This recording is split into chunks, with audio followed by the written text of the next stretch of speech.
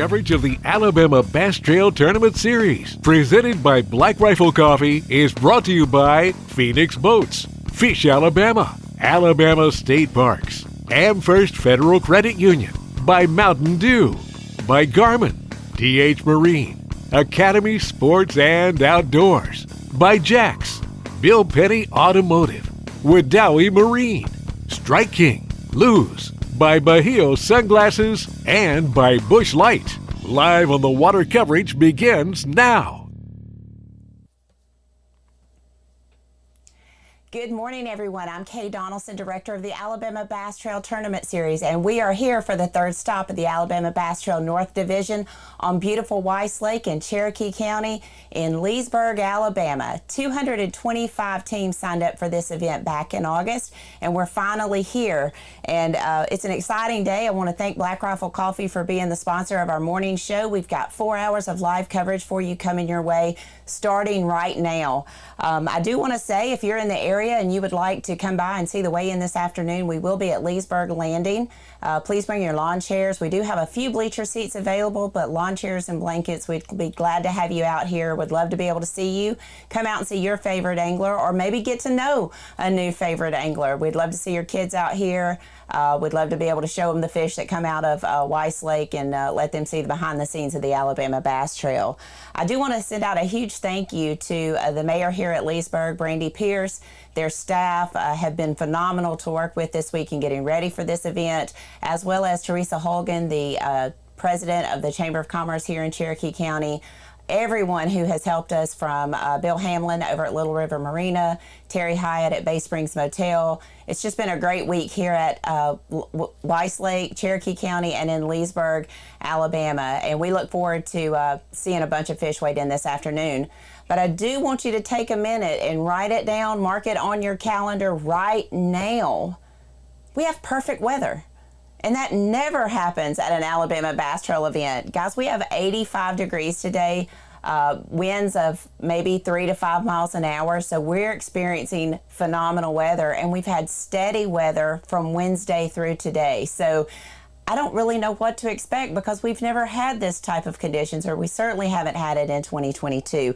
So really, there's nothing to talk about weather-wise. We've had no torrential downpours. We've had no snowstorms. We have no wind gust of 40 miles an hour. So kind of a boring day out here on the Alabama Bass Trail compared to other days. Again, we mentioned 225 teams registered for this event. This division sold out in under 2 hours in August of 2021. Anglers are looking for largemouth and spotted bass today that are going to measure 12 inches or longer. They know those 12-inch bass are not going to win the event, but you're going to see a bunch weighed in today because they need the points to get to the championship. 75 teams from this division will move on to that championship. And did I mention it's $100,000 no entry fee with a $50,000 first place? So it's very important that they weigh those fish in today and get those points. Also, a tournament within the tournament. You've got 9 teams trying to get into that top 9 teams to go to the Bassmaster Team Championship later on in December. So a lot at stake today, a lot up for grabs, notwithstanding the over $47,000 that we're going to pay out here at the boat ramp today. Some of the teams that you're going to want to watch today: Bradley, Jones, Brooks, Goza. They have several wins here. Bradley got a second place finished last week on this body of water with just over 17 pounds. So you got to know, we got to look for him. And also, they're the reigning Anglers of the Year in the North Division. So they're fishing on the Alabama Bass Trail Dime this year. Also, you've got teams like Randy Talbert, Gary Thompson. Those are your reigning Bassmaster Team Championship teams. So there's a lot of tough competition out on the water today. Also, your winners from Smith Lake: Damian Willis, Tyler Kiker. They're coming off of a win at what may be the toughest Alabama Bass Trail tournament to date. Very cold conditions, snowstorm, high winds, and they brought in over 15 pounds to take home that over $18,000. We have 3 boats out on the water that are going to be bringing you coverage today. There might be a new face, or at least a face you haven't seen yet this year. Robbie Floyd is unable to be with us, but we do have Kenneth Grover out on the water. Jason Duran and Laura Ann Foshi will be with us today. So we're excited to get out on the water. Again, guys, they're looking for 12-inch bass, largemouth and spots. They weigh their fish or measure their fish with the mouth closed and the tail fan. So that's what the guys are looking for today. They've got a little over 32,000 acres to find and about 8.5 to 9 hours to do so. So we're going to get out on the water. I think Kenneth is with the team, and let's go ahead and see who he's with and if they have any fish in the box. Kenneth?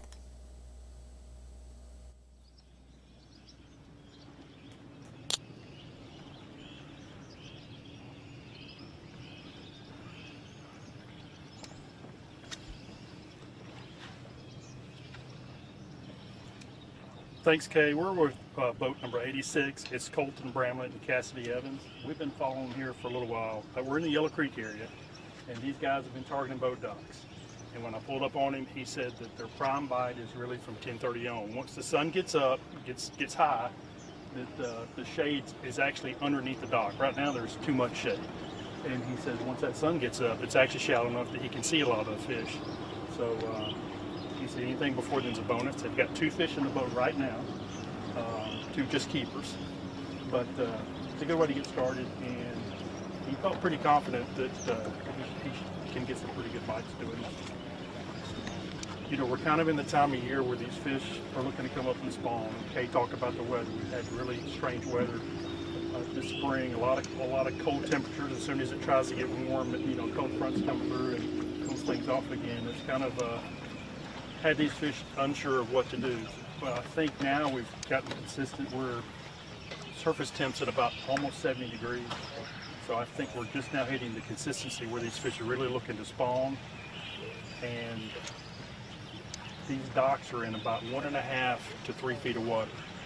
And they're just going to target these docks. I'm sure as the day goes on, there's specific areas in these docks that'll become, you know, kind of prime spots. But right now, with all the shade that's here, these fish can really be anywhere on these docks. They've moved about 300 yards or so down this bank so far. He did tell me that he plans to stay kind of from this part of the lake down towards where we took off at Leesburg Landing this morning.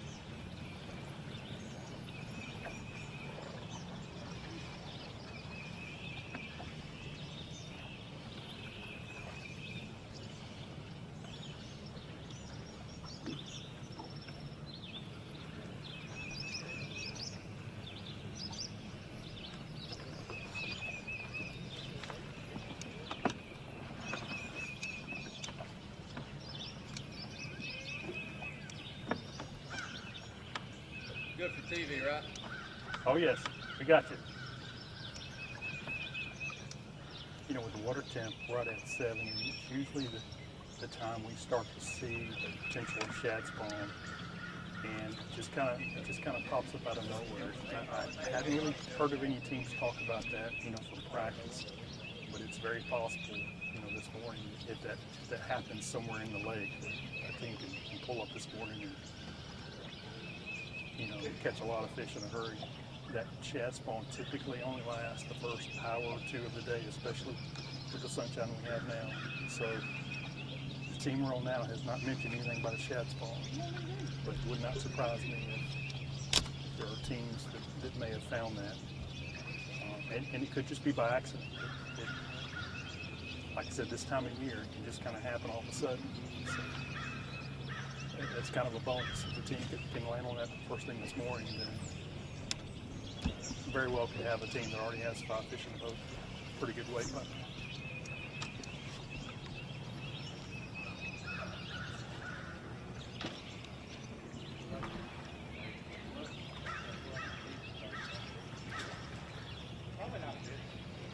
Gonna have to do a little retying after that mishap on the cast.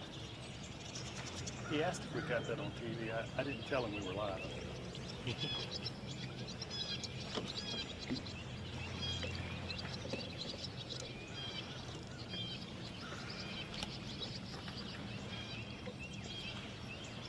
We're about to go live.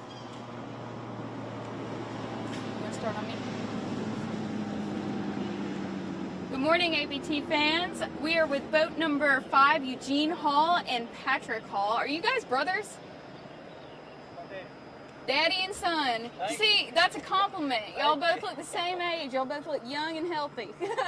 Speaking of young and healthy, y'all just caught a really good, not so young and healthy bass. What do you think that was, about a 3.5, 4 pounder? Yeah. Nice. And you have 3 fish in the boat now, correct? Yes. So if earlier you told me you had about 2 fish for 5 pounds, does that make you at about 8 pounds, Yeah. 8.5? Nice. Well, that's a really good start to the morning. I mean, and you just got to this spot too.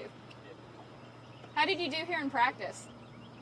We done good here in practice. That's why this was our first stop this morning. Do you think you'll spend a lot of time here? If there's nothing like that, you'll find us right here. Yep, that's true. That's true. What do you think's the secret to this spot? So they just run up on that shallow water right there. Check Gotcha. the critters up there and then leave. So they're like moving up. Do you think that's because they're getting ready to spawn, because of the shad spawn? Every time they pull water through the channel, it rolls this water right here. Oh. And I mean, it's not just a spawning thing here.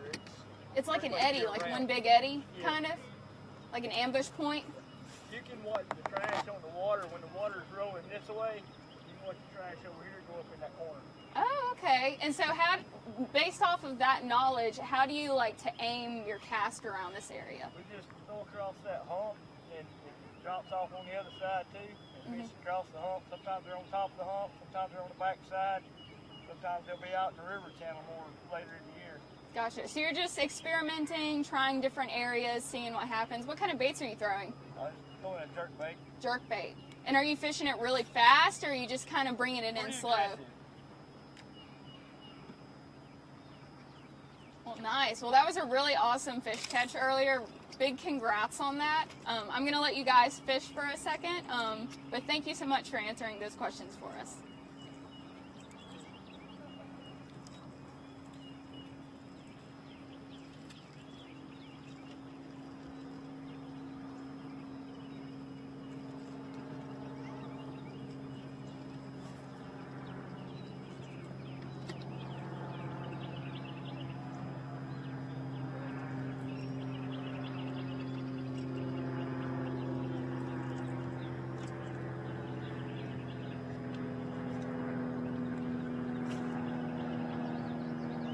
So everyone knows, the area we're in has the water temperature of 64.9 or 65 degrees roughly, and it looks like we're sitting in about 11 feet of water. I'm going to check the graph and see how shallow they're throwing. Don't look here.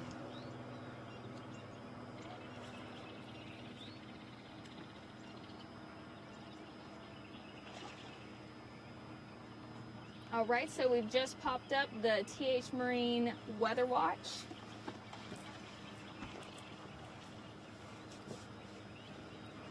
Currently 57 degrees outside. Water temp on average is at 66 degrees.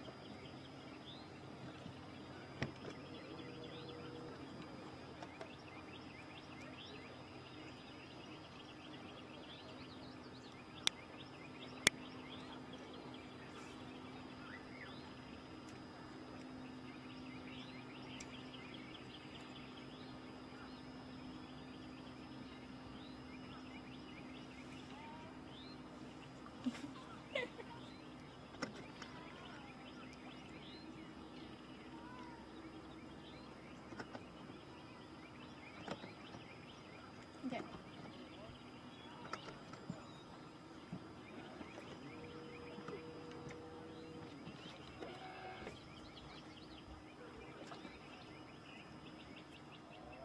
Boat number 28, Zachary Gordon and Edward Mofo got one fish in the box. Setting at about 1 pound. They have kind of worked their way down the bank here. We started at the mouth of the Yellow Creek area. It's just been a slow day working down the bank here. They are sporting the ABT gear, and it does look good. Hoping for that little bit of extra bonus today if they're the first top finisher with wearing that ABT gear. Throwing a buzz bait. I know Kenneth had mentioned maybe a shad spawn kind of going on. Looking for a little topwater action this morning. Fishing a little shallow area.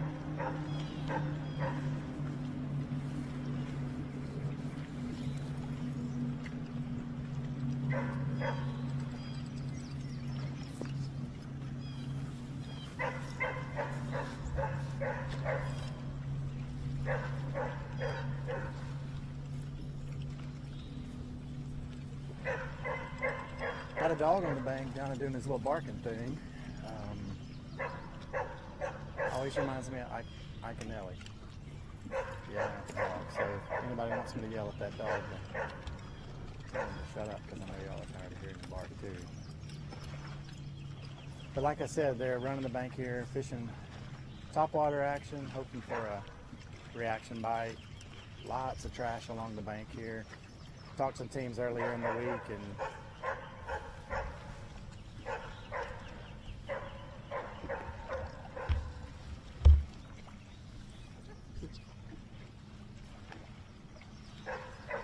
they were hoping to possibly run down some of these sea walls, and had noticed some fish kind of grouped up along the sea walls. So those teams in practice really spend a lot of time working sea walls, and we're able to catch a limit pretty quick on the sea walls.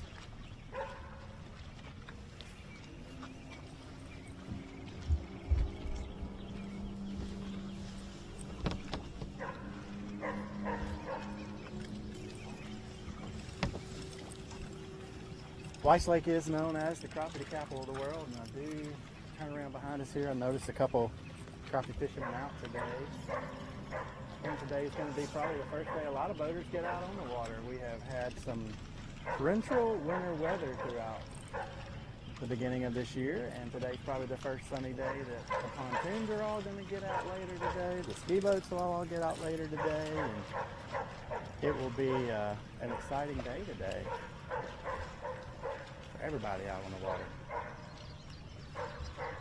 All right, swapping over, continuing the topwater bite here, hopefully. Pull out a spook, it looks like.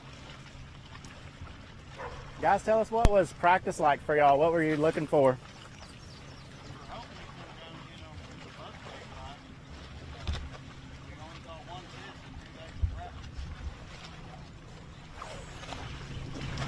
We didn't have much luck at all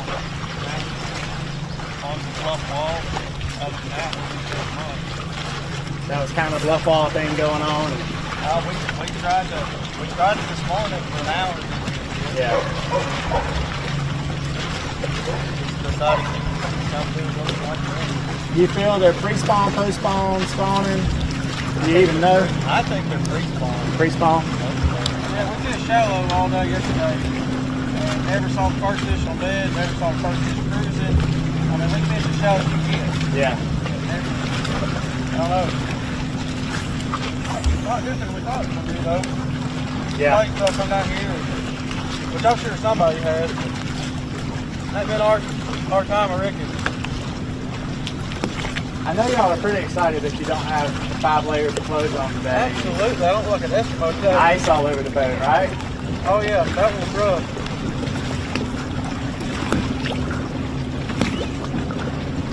And where are y'all from? I'm from Shelbyville, Tennessee. Shelbyville? Yes, sir. Double deal. How many years y'all fish ABT? Our first year. First year? Yes. All right. How y'all like it? So, I mean, now that we've got good weather, how do y'all like it today? I should say. We're enjoying it. Yep. Yeah, we've been trying to get in for a while. Finally able to this year. You had to get up and wait and get I in was as up fast at 5 a.m. 5 a.m. to get on Saturday, there. I was booked the live since Kay was live. And as soon as she said it's open, I was clicking away. Well, this year, if you'll just sign up like the regular team, you'll be easy to get in this year. Now. I know the schedule's announced here in a couple weeks, so it'll be pretty soon. We'll be right back at it. Ready to find out. Hopefully it's mostly Tennessee River Lakes this time. Oh, I want some Tennessee River Lakes. All right. It's more of my strong point there. Have y'all noticed the shad spawn any this week? Seen the first one. None?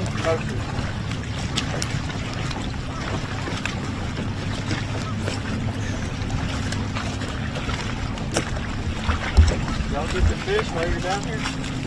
No, we don't get much. I have not made a cast all year, and I've been on the water every weekend. So Won't work now. I'm going to get a cast pretty soon. I'll just say that. It's gotta be rough. Oh, it's fun.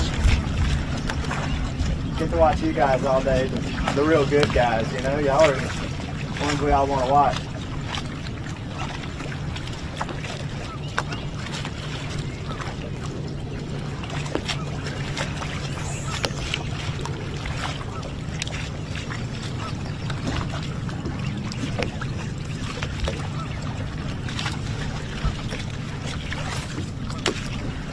So again, we are at the mouth of Yellow Creek.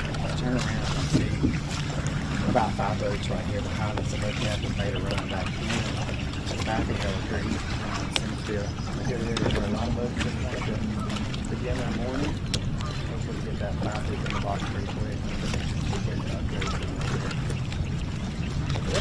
to probably looking to catch around 20 pounds today. That would be a good goal.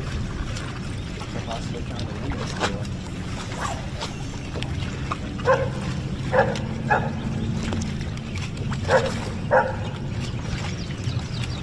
The last time we were here was May 15th, 2021. The training date was 18th.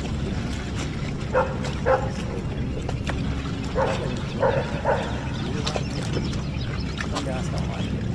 Probably this early. Today we'll see, hopefully.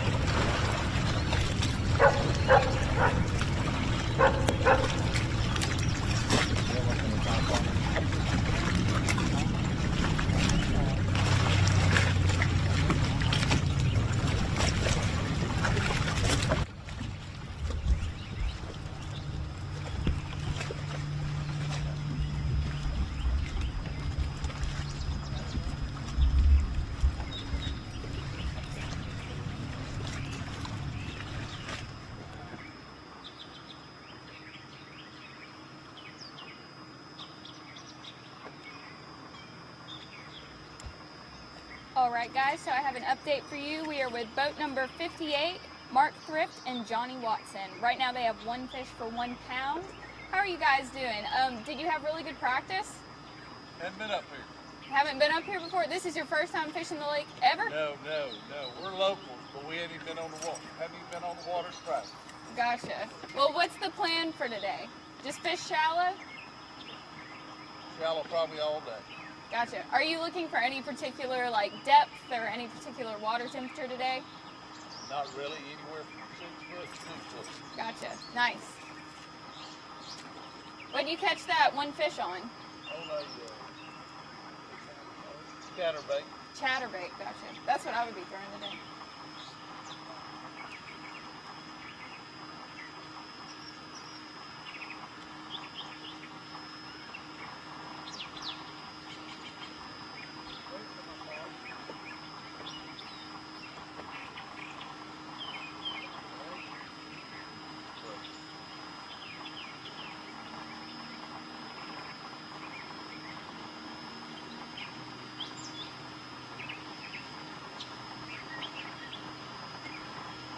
Is this y'all's first year fishing the ABT together? No, we fish last. Fish last. Okay, I got you. And how did you do? All right, it's 50. That's about it. Gotcha. Where's home for you guys? Yes.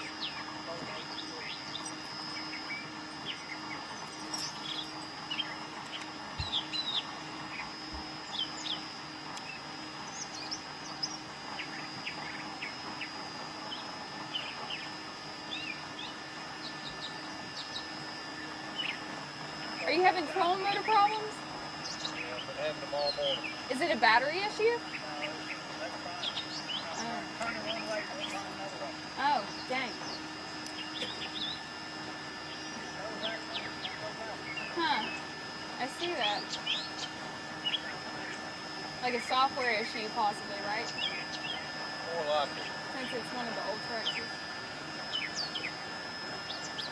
So if you aren't able to fix your trolling motor, what's going to be the protocol for today?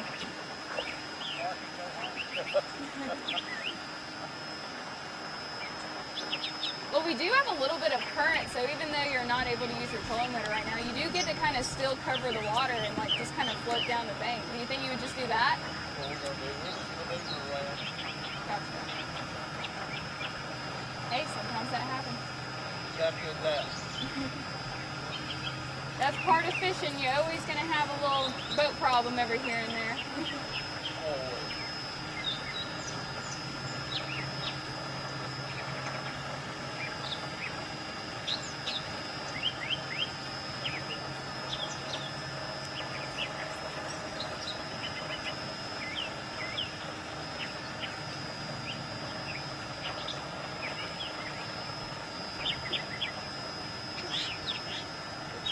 We're here with boat 49. It's Dennis Miller, Fish Don.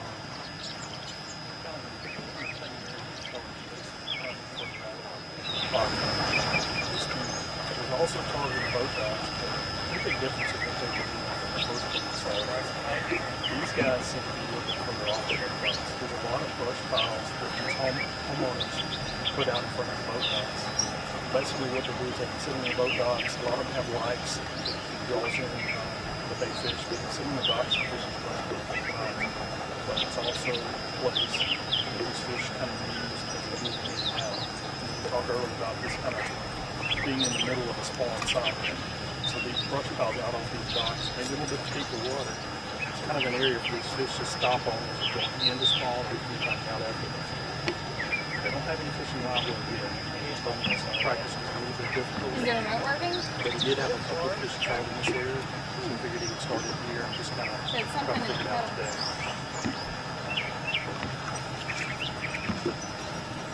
We'll be working this particular brush pile for quite a while.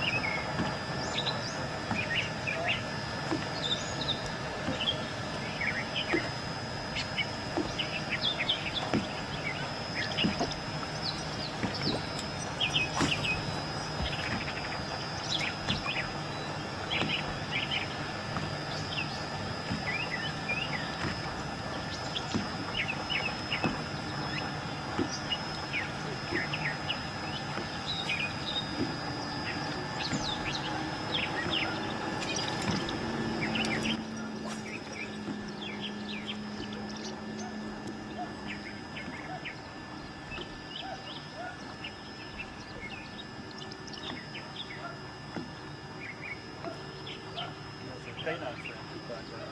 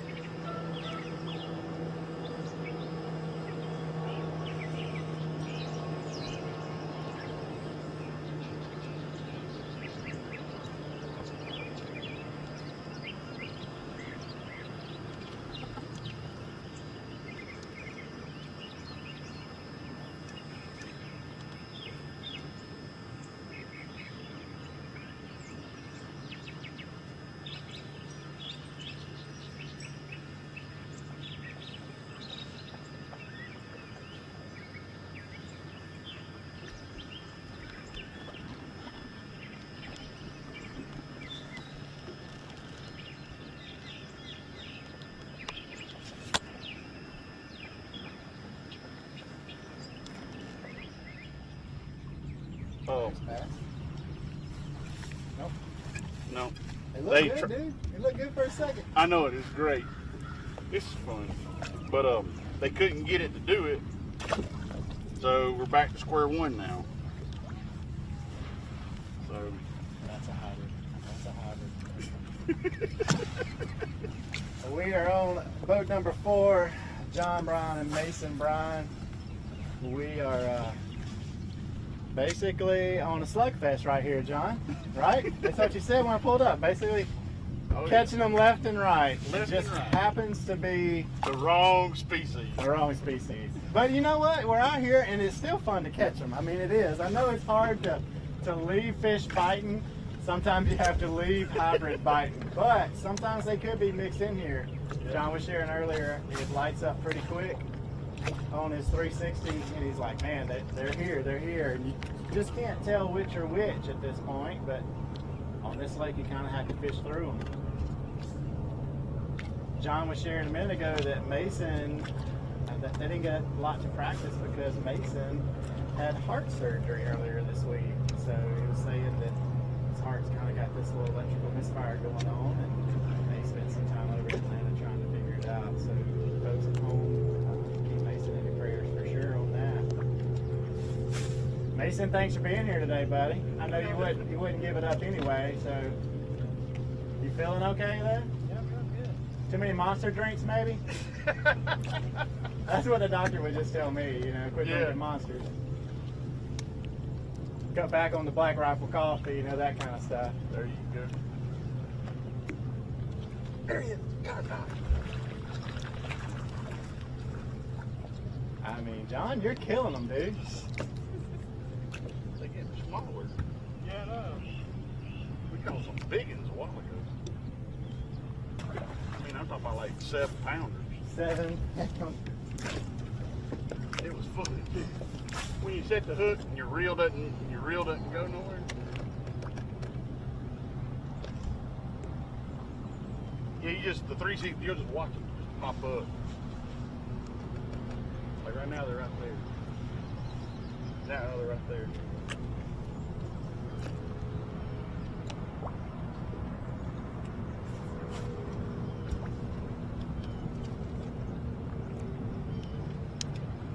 There's officially our first ski boat for today. Oh, it looks like an old Mastercraft. Oh, he's already working it. No skier, but man, he's making donuts out here already.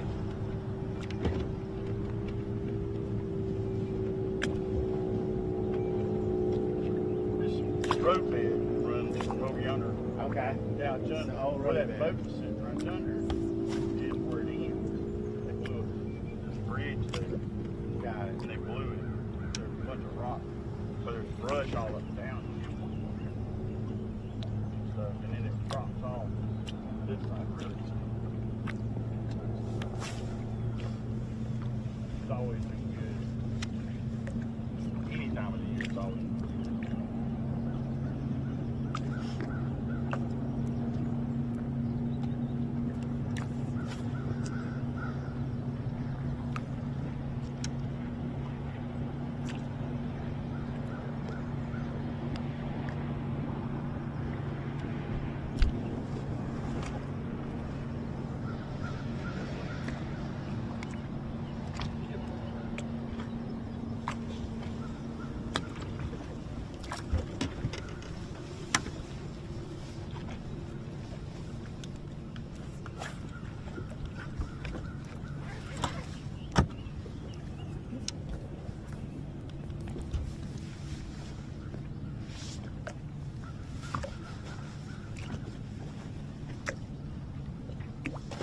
Mason and John, another team supporting that ABT gear, hoping to cash in a little extra money, finishing at the top today.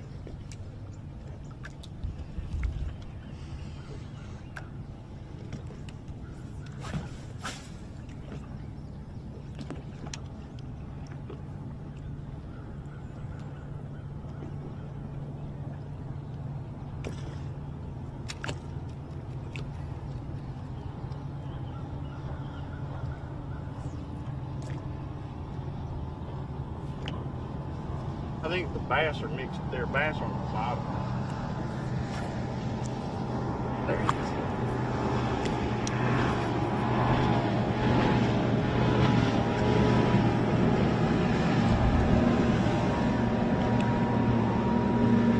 You see the boats drive by, they see a hook set.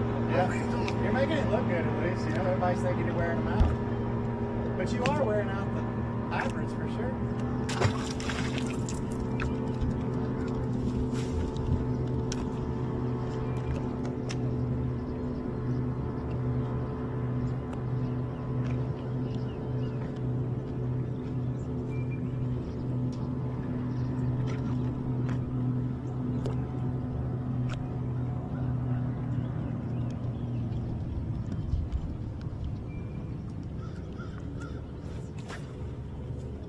He got excited because he could see they'll follow it up to the boat, you know, get it on the way up. He basically missed a bunch of them, watching them come up and get it.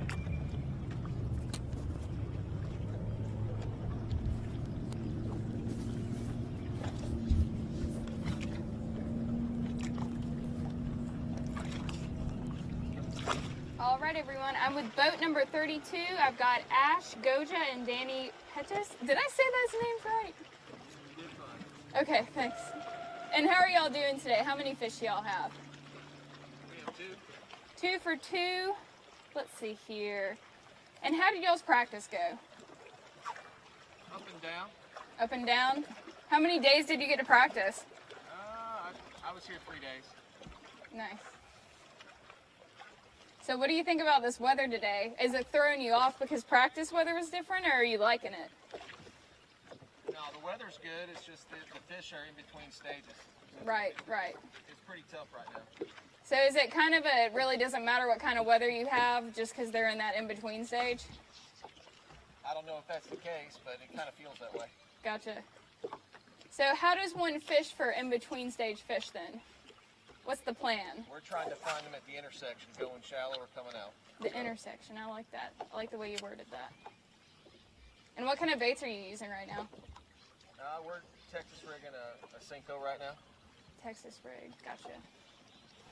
And are you fishing like really fast or slow, or just kind of experimenting with different speeds? Different actions? Kind of all of the above. All of the above. I like it. Days and speed. Sometimes we just let it sit.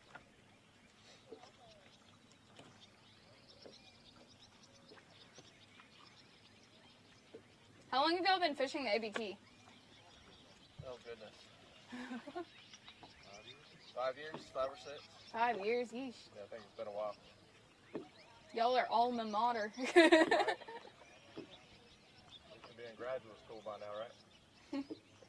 Right. What do you think it's going to take to win today? Somebody will bust 20. 20? I think it'll fall off pretty quick after that, though. Yeah. That's kind of how it's been this year. Just like one really good bag and then a couple that just kind of all fall in the, you know, like maybe 15-pound range. You know what I'm saying? Yeah, the big wave came up last weekend. There was a big wave of spawners that came up on Saturday. I think they're just messed up, though. Gotcha. How about the shad spawn? Any news on that? There is some. It's mixed feelings. 2 days ago, there was a good one down this way. Then yesterday was non-existent. So it's really weird. What areas do you look at for the shad spawn? Rocky Banks. Rocky Banks? Riprap Banks. Down near that dam area. They like the school up down there. Are you going to spend most of the day in this area, or are you going to move back up? We'll be moving up soon. We're Gotcha. just our normal little area. We normally can get a limit. They're not there right now. Oh, okay, I gotcha. So you think that just different times a day, it might be more active? According to the moon, it says this morning. The moon? Nice. The moon phase says this morning is the primary feed. Wait, so explain that for me. Like, what does the half moon have to do with it? It's just that I'm not an expert in it. It's just the time I look at the calendar. Gotcha, cool. That's why last Saturday was so good. It was a full moon. I actually drove here through the night. I drove 7 hours from Arkansas, and I noticed the moon was really bright last night. Like, the whole road and trees and everything were totally lit up. Yep. So even though it wasn't like a full moon, you still had like maximum lighting last night.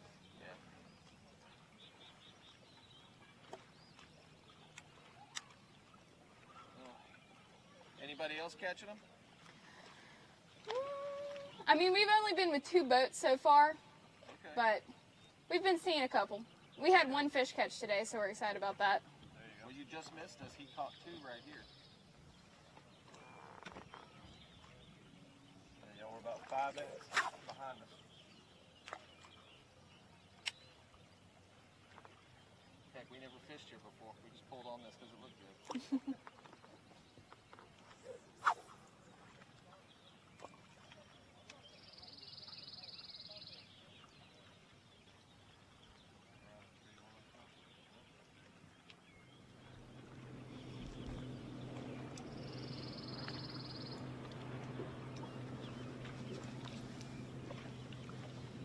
Two fish for 2.5.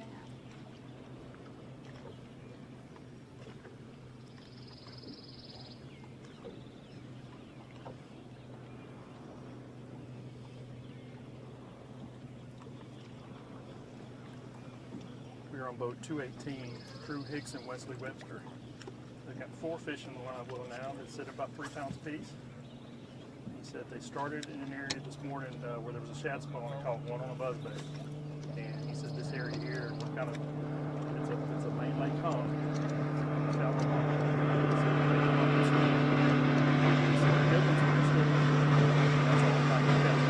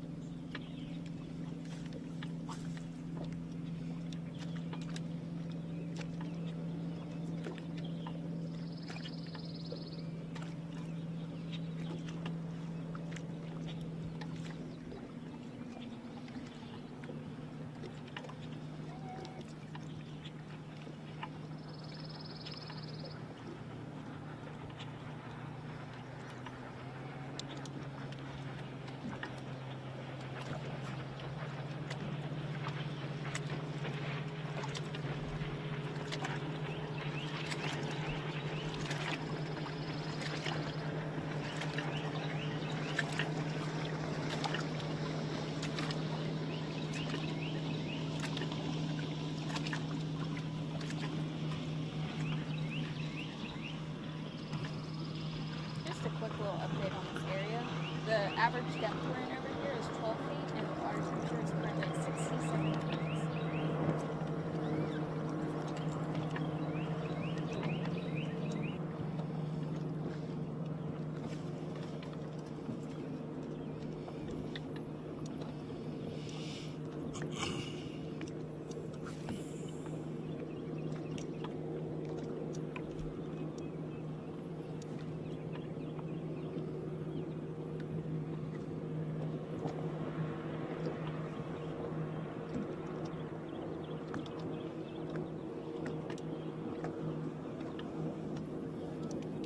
Weiss Lake is a lake that really a lot of anglers get kind of intimidated about. It has a lot of shallow flats in it, a lot of shallow flats that come out of the main lake. It's kind of known as an area that you kind of need to know how to run it to not tear anything up. But with the garment units, Let me know if I need to these days, back off and or. the combination of the garment and avionics mapping, there's no reason not to have what you need to be able to around this lake. Hopefully I'll pass Safe while I manner. can. And I know a lot of these anglers are utilizing that technology, and you just about have to have it these days. But as these guys are practicing throughout the tournament, having that That would be detailed really map good for live is TV. not only being safe, but as these guys Someone did go catch like a today, 3.5 pounder earlier on camera. That was pretty look good. back at the map, they can find other areas that are very similar and start running patterns. Makes a big difference throughout the day. Kind of stumbled on it. Shad locked on yet. Are they really catchable when they're not locked on like that? To be honest with you, I'm not much of a sight fishing like that. Me either. I'm horrible at it. But I did have I've a seen quite a bit of boat homemade movement push pole made this for morning. it. Just in case. Some of these guys had some areas they kind of want to Probably 5 or get 6 really quick, buzzes. looking for aggressive fish. If they're there, they catch them. If not, they move on to the next spot. Okay, so we're not on live anymore. We're gonna go find some more teams, but thank you. That was really good stuff. No problem. See y'all later. See you. Y'all be careful. You too. Good luck.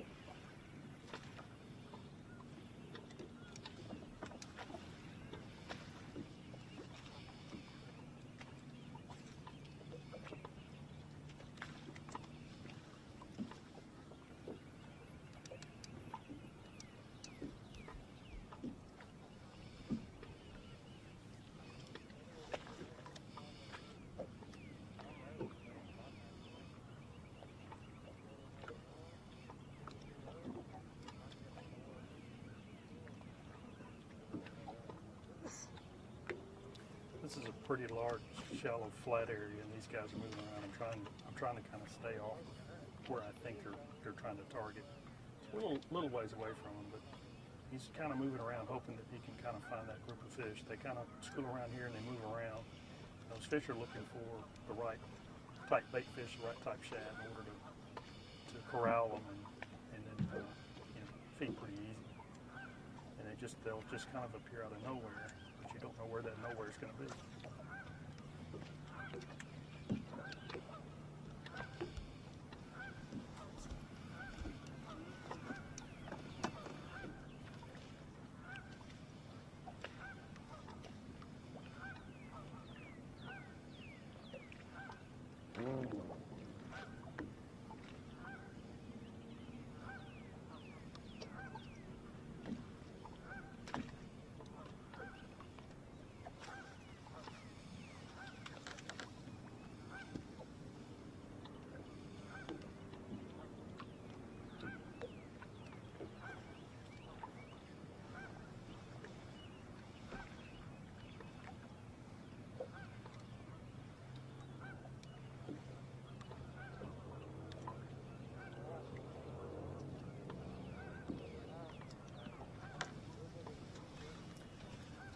Okay, we're going to hang with these guys for a little longer, see if they can figure out where that school has moved off to.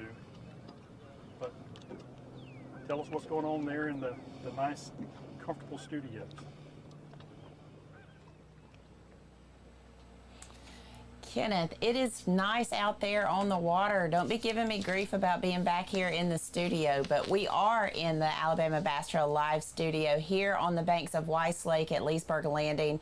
It's been a great morning. I mean, the sun is up, the fish are active. We have one team.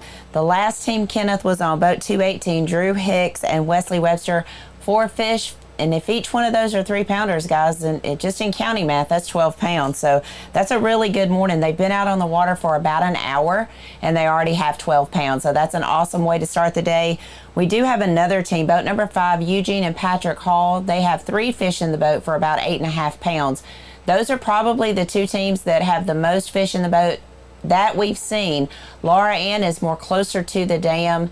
Jason is now making a run upriver. He's going to try to catch up with our winners from Smith Lake, Damian Willis and Tyler Kiker.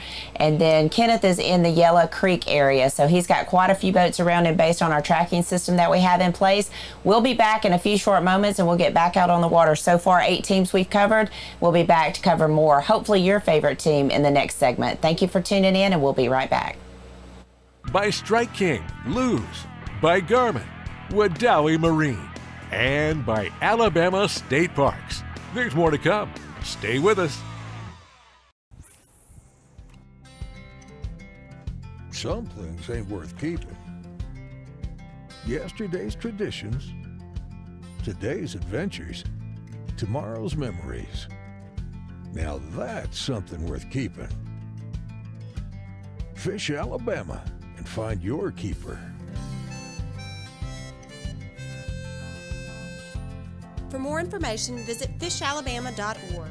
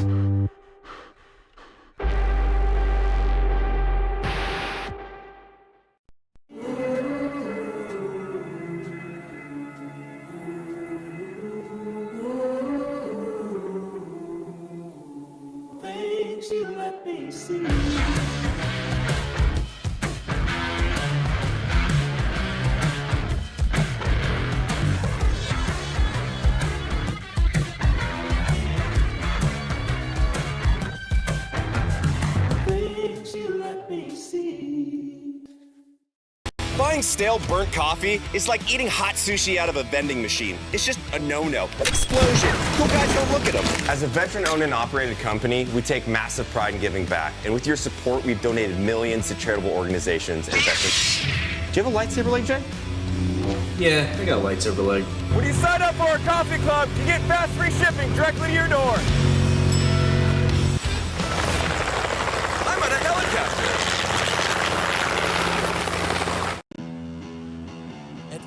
Boats, our passion for fishing is obvious. Whether it's a pro event or fishing with our family and friends, we truly love the sport of fishing. That's why our goal is to make every single Phoenix boat that goes out the door the best fishing platform it can be in both design and construction. We love to fish as much as anyone, and we believe it shows in every boat we build. Phoenix Boats, built by anglers for anglers. Stetson Blaylock, Todd Auten, Head Fury, let's go!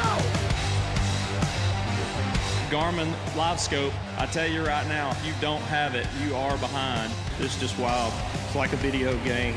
If you do not have that Garmin Live Scope, you are definitely missing out. Bassmaster Classic Champion!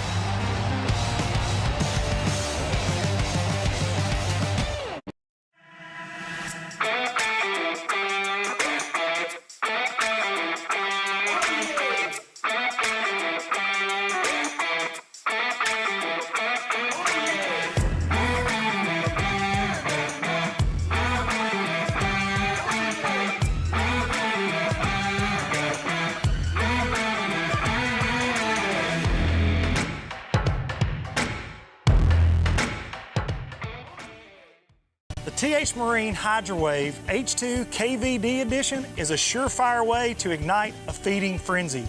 The Hydrowave utilizes a sound-emitting technology that imitates bait fish and other feeding fish below the surface that preys on the competitive nature of bass and other game fish to get you more bites. The Hydrowave is another way that TH Marine has you covered from transom to trolling motor.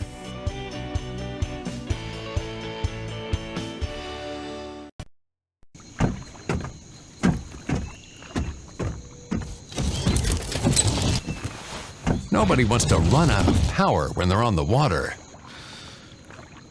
There is a better way. Introducing the Charge Marine Power Management Station from PowerPole that does the work of 3 devices: a traditional battery charger, a charge on the run, and an emergency start system. PowerPole Charge.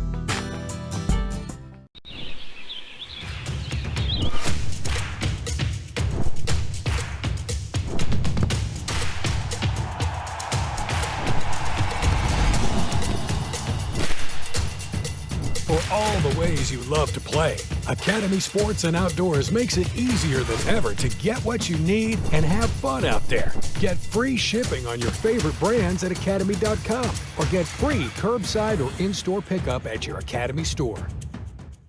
Jack's Big Bologna Breakfast Sandwich is back. There's just more to love with 2 perfectly fried slices of bologna topped with eggs, cheese, and Texas toast for just $3.49. Breakfast made the Southern way. Jack's, all about the South. Big companies get bigger and bigger and talk about their fancy labs where they study fish behavior. But then they all go golfing on the weekend. We don't have a large laboratory to test baits. Why, you ask?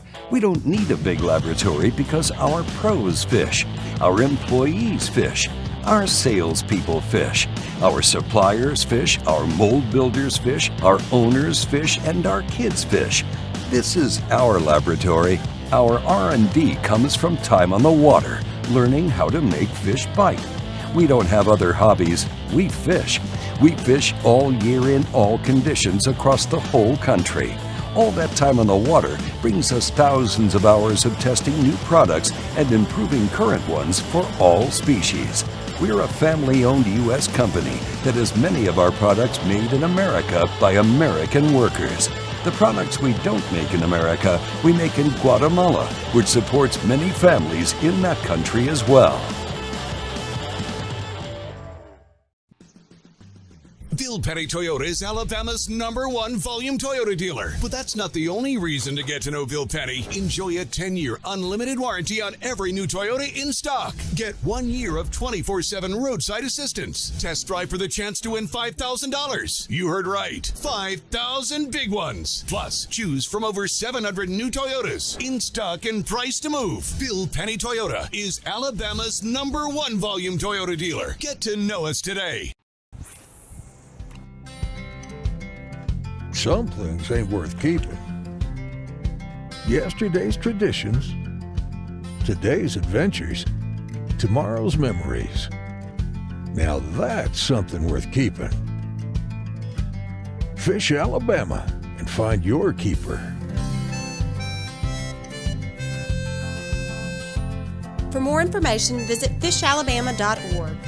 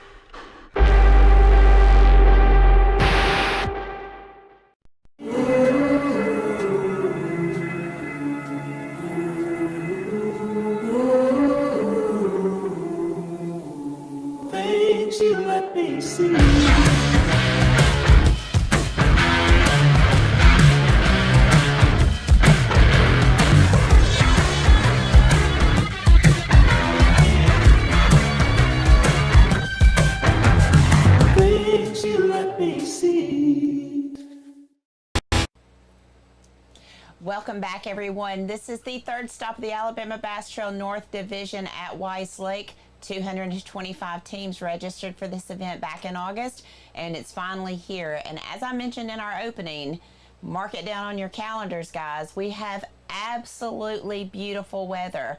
No thunderstorms, no snowstorms, no 20 degrees drop in temperature from Thursday to Saturday. It is almost the perfect day, but will it be perfect for fishing? So far, boat number 18 thinks it is. Drew Hicks, Wesley Webster, they have 4 fish in the boat for 12 pounds. That is our unofficial leader today on live. Couple things I want to remind you of today. If you're coming out, please make sure you bring your lawn chairs. There's a little bit of bleacher seating here, but it is not, it's not going to be enough for the fans that we expect to come out today, as pretty as the day is. I want to do a huge thank you to Brandy Pierce, the mayor here of Leesburg, as well as Teresa Holgan and her staff at the Cherokee County Chamber of Commerce. We're going to get back out on the water. I know Laura Ann's with the boat, and I think it's a new team. Laura Ann, who are you with, and do they have any fish in the boat?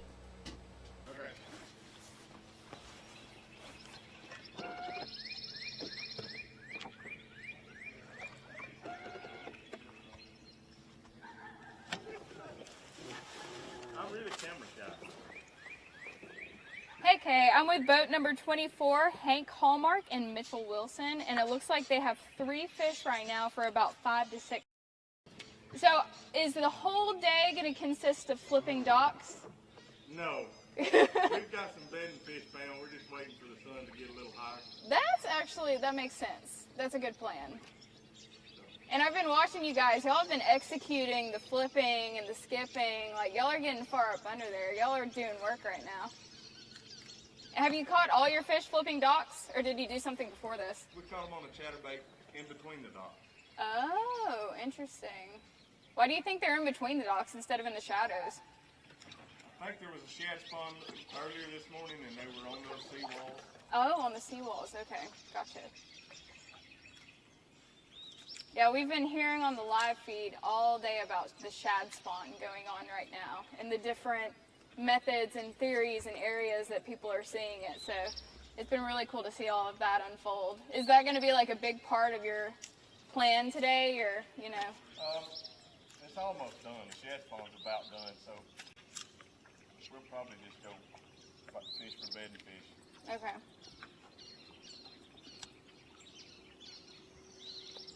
What is the biggest bedding fish you have right now? I got a 7-pounder found on me. A 7-pounder? Is it locked on? It's at least 7. Yeah, I almost ran over it with the trolling motor. Oh my gosh. Do you have it like marked just on the graph, or do you have like... I have it marked on the graph, but I know exactly where it is. Yeah, you've got like a little landmark, you know exactly.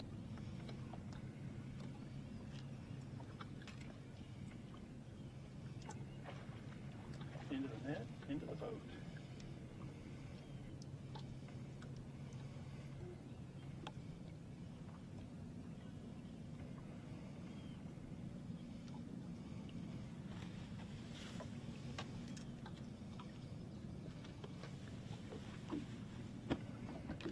Nice job, guys.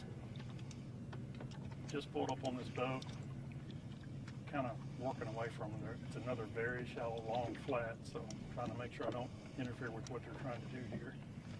And he just caught a fish. That fish was at the very end of his cast. I mean, he was reeling and reeling and reeling before that fish finally got close to the boat where we could see it.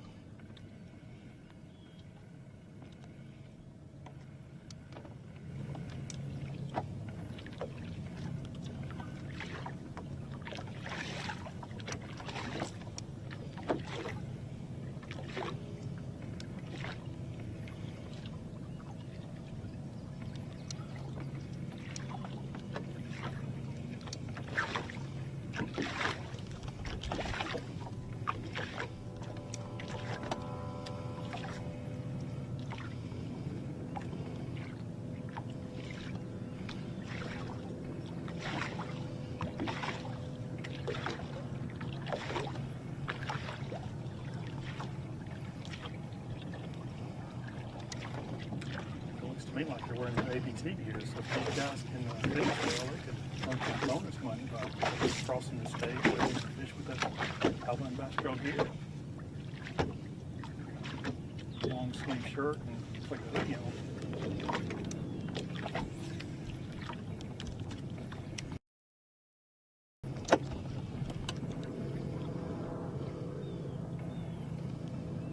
How are y'all? We're good. How about you? What's your boat number? 184. Okay. It's boat 184, Ben Phillips and Cody Brandon. Well, we obviously saw that one. How many you got in the boat so far? 3. 3, what kind of size?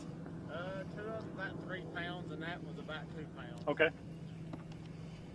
So about 3 fish for about 8 pounds. Have you been here pretty much all day? Do what? Have you been in this area all day? Here close by and up in Little River. Okay.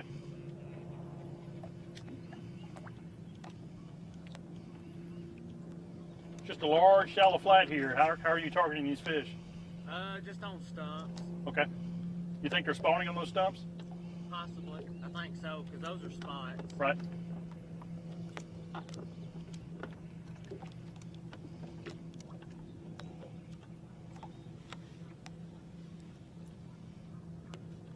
All three of those are spotted bass.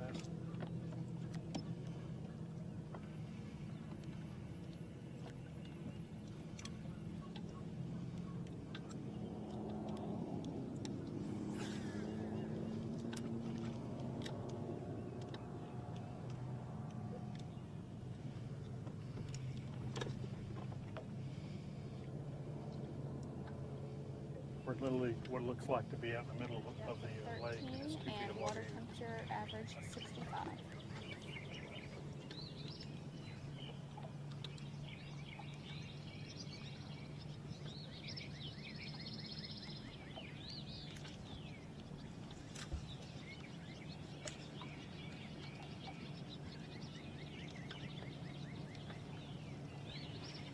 Just an update for everybody, we're in an average depth of about 14 feet and average temperature of 65.9, so about 66 degrees.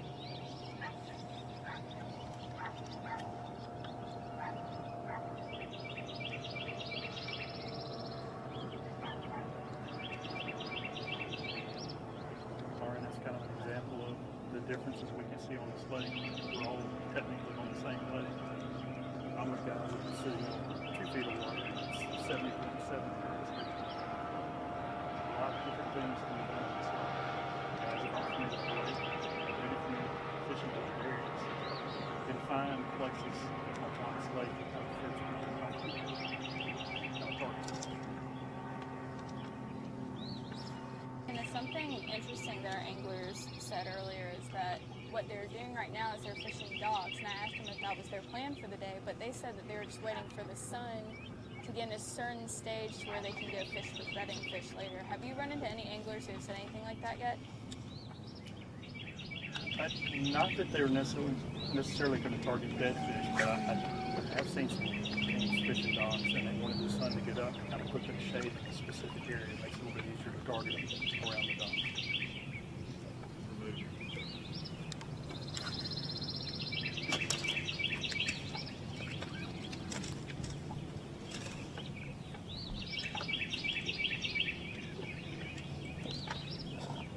Weiss Lake has a lot of stained water, so it can be kind of a tough lake to actually sight fish.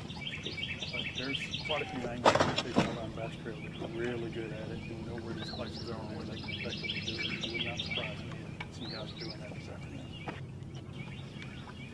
You know, my angler said earlier that the way he found his bedfish is every time he went near it with a trolling motor, he saw the fish react, and that's how he determined where the bed was. I'm wondering if that's was kind of just how he found his fish, but he said that he had one on bed that was about 7 pounds, so I'm definitely going to be keeping my eyes on these two when we walk across the stage today, because I want to see that 7 pound. You know, they do that in practice, and see where these fish are. They can mark them. Come back, they don't necessarily have to see the fish. It's not necessarily sight fishing. They know where that bed is, and they just work the areas slow enough and hope that they can get that fish to bite. Still a spawning, still similar to sight fishing, except you just can't see them.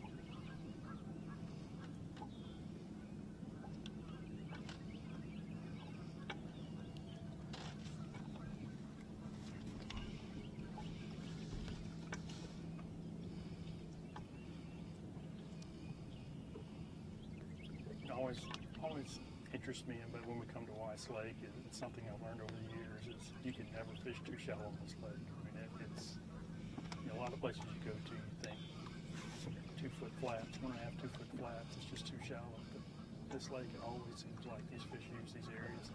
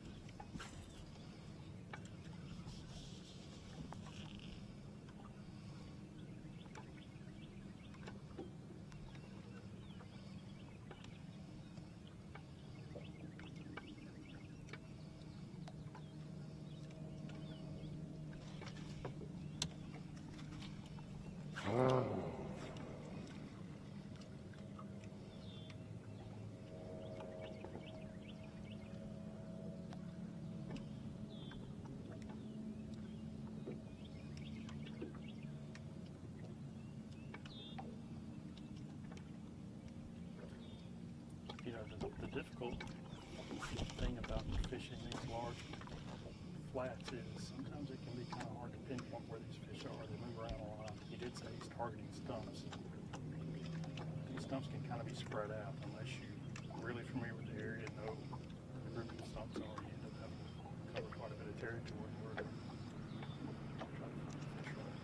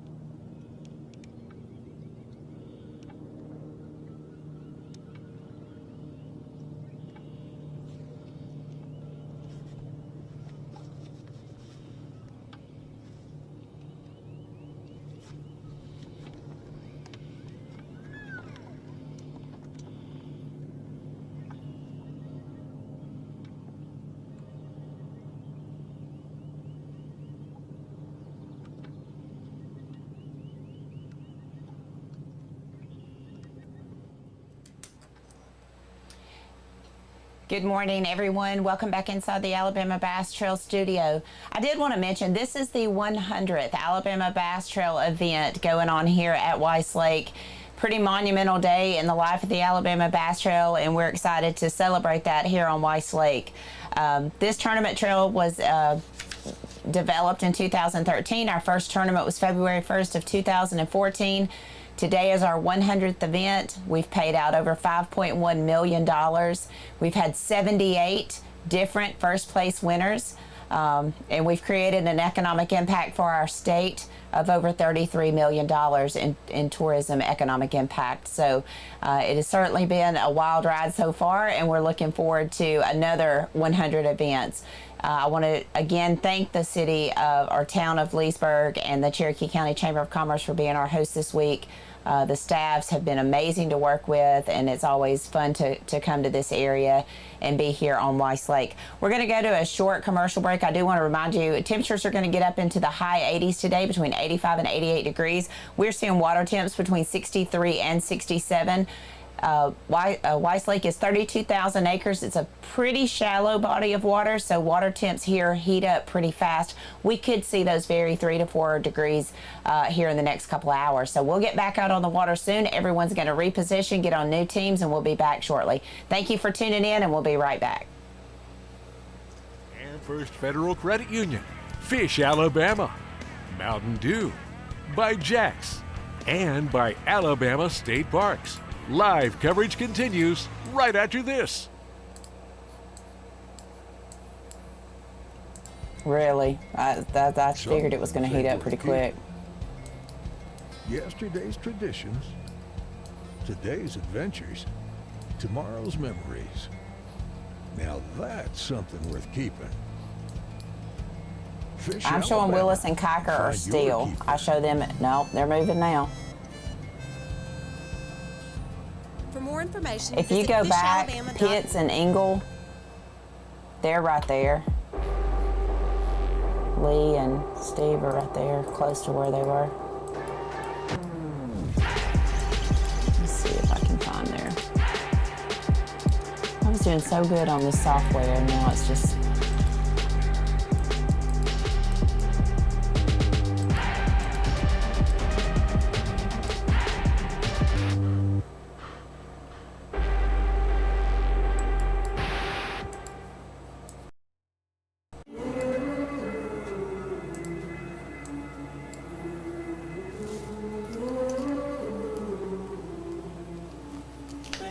Okay.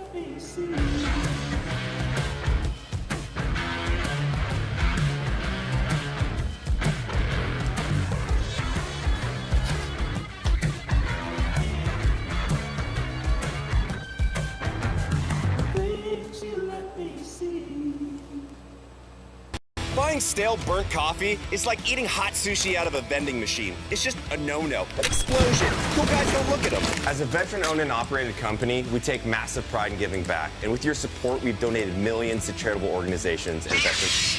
Do you have a lightsaber leg, Jay? Yeah, I got a lightsaber leg. When you sign up for our coffee club, you get fast free shipping directly to your door. I'm on a helicopter.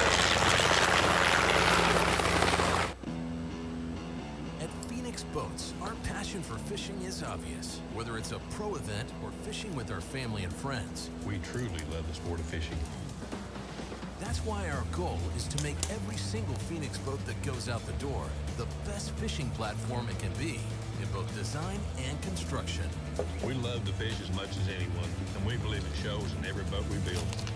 Phoenix Boats, built by anglers for anglers.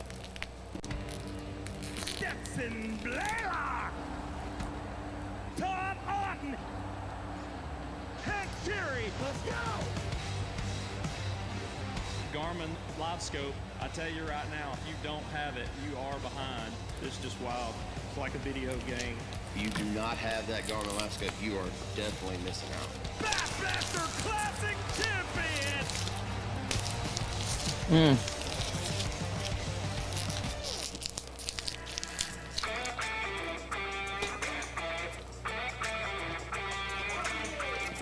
Kenny said this being on land's just too much.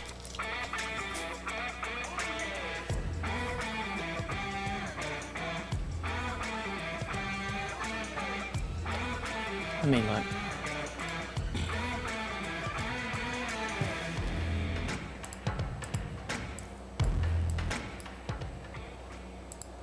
The TH Marine Hydrowave H2 KVD Edition is a surefire way to ignite a feeding frenzy. The Hydrowave They're moving utilizes again, yeah. sound-emitting technology that imitates bait fish and other feeding fish You got a below team the coming at surface you. that preys on the competitive nature of bass and other game fish to get you more bites. The Hydrowave is another way that TH Is that Marine has Jason? you covered from transom to trolling motor. Okay, I gotta cut my okay, boat number 98. Nobody wants to run out of power when they're on the water. There is a better way. That's Chad Smith and Will Introducing the Sheliak. Charge Marine Power Management Station from Power Pole that does the work of 3 devices: a traditional battery charger, a charge on the run, and an emergency start Sheliak. system. Power Pole Charge. I know, I heard you on live.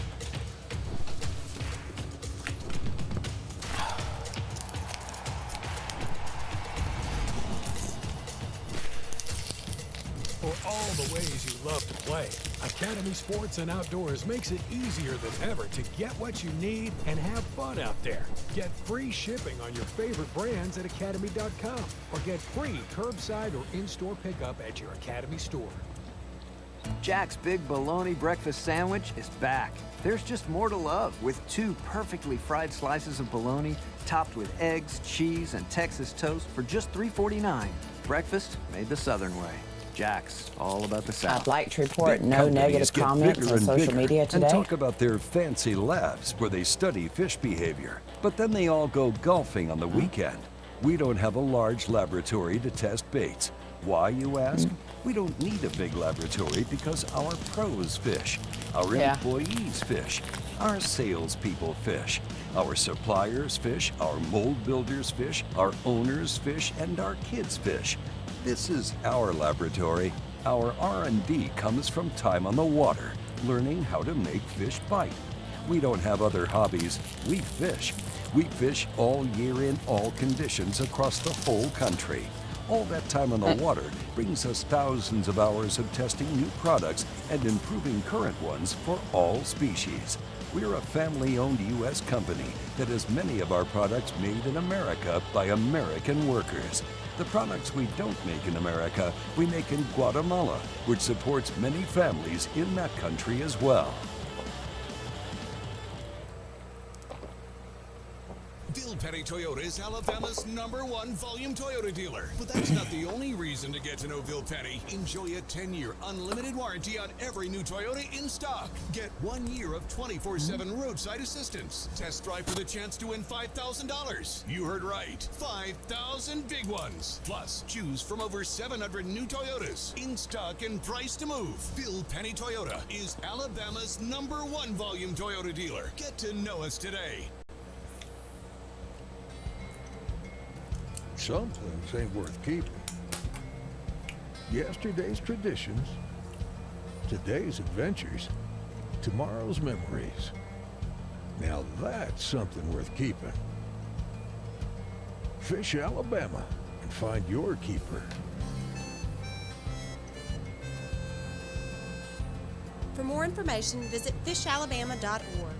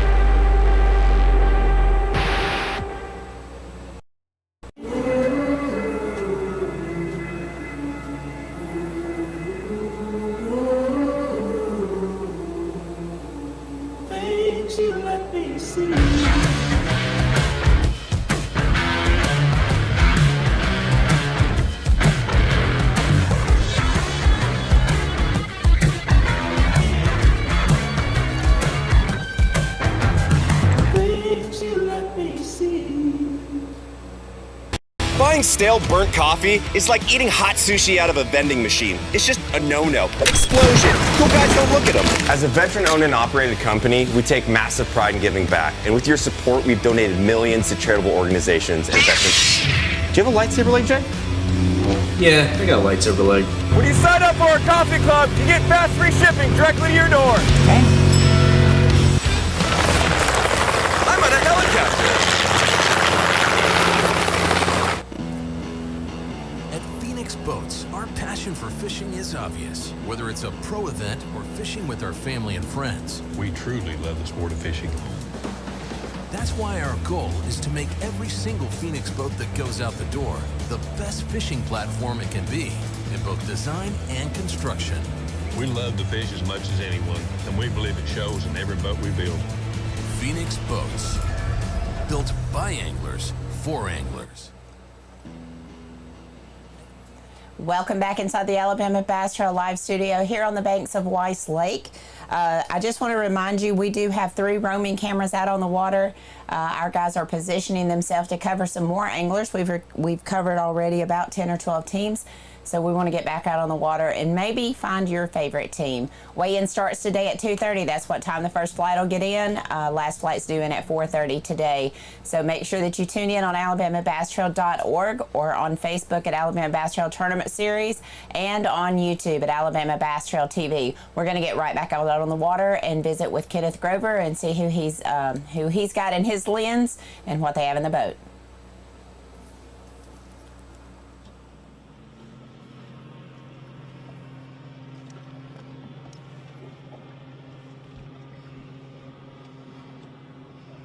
Here we are at boat number 50. It's Taryn Prince and Jeff Stubblefield. We've just pulled up on them. Hadn't had a chance to talk to them yet. We're going to get some information from them. A lot of boats running around this area now too, so it's kind of hard to hear some of these anglers when they go to talk when the boats are running. We're trying to do the best we can.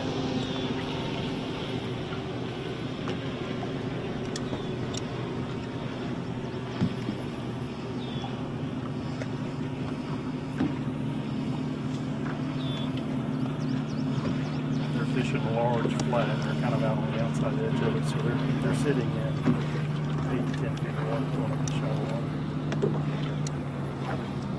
How's your morning going so far? It's tough. Tough? You got any keepers yet? No, sir. No keepers. Any missed opportunities? Not really. We've had a couple just to pick it up and drop it. Right. The excitement we've had. Okay. How does that compare to your practice period? Not to say. Okay. Practice wasn't very good either. See, when you have a tough practice, what do you do on tournament day to try to overcome that? Fish different water, different techniques. Okay.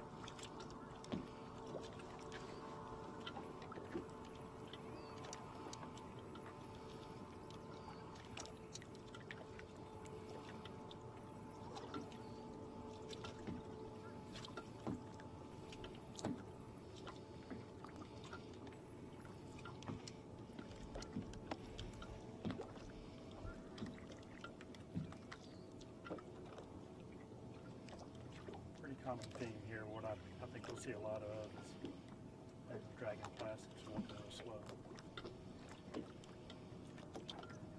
And the hanger in front of the boat is working a whole lot faster, but still dragging it a long while.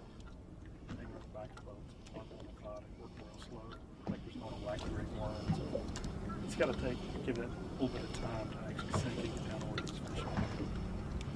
But the action of that worm is going to take got some angle in the front of the boat. It's probably throwing what we call a wobble head, the way he's working it. Basically a hinged head on the hook. You have some type of a creature type base. You're basically almost working like a crankbait. You kind of drag along the bottom.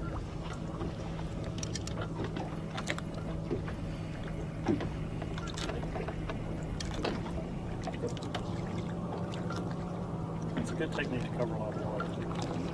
We've seen a lot of anglers fishing these large, expansive flats, so it gives them an opportunity to kind of cover a lot of water. Still fish fairly fast.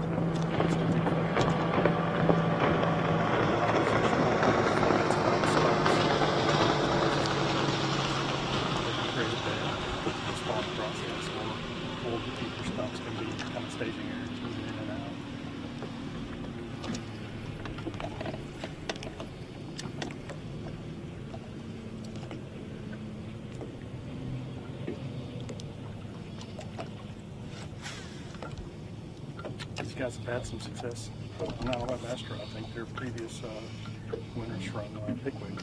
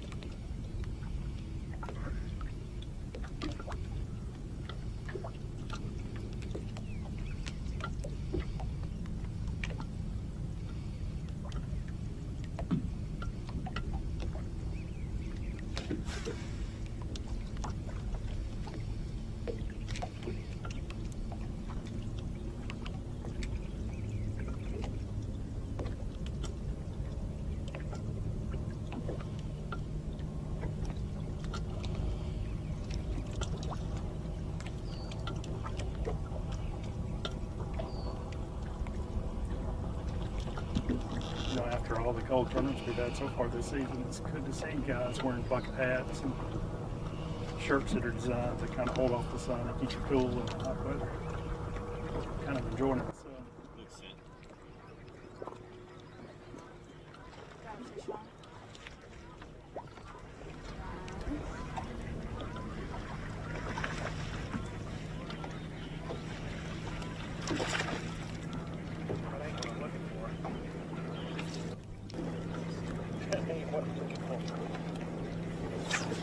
Hey, I brought y'all good luck just now. Alright guys, we are with boat number 224, Dwayne Swindle and Michael Toddy, and they just caught a fish. Was that on a Carolina rig?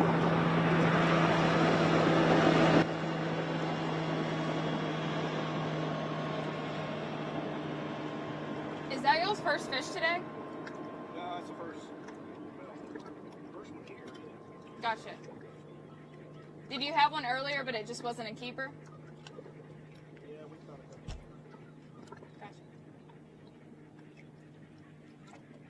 How did practice go for you guys? We caught them deep, we caught them shallow, but with everybody running around here in the shallow water, I didn't start catching fish that deep till before lunchtime, till later in the evening, so I'm not too worried about it just yet. Do you think having all these boats in the area is like creating some pressure? Well, everybody's beating the bank, right? So right. That will that'll take a toll later. Gotcha. But there's not that many boats down here right now. That can change. But we've got a good number, so if it's going to work for us, it'll work this afternoon. Nice.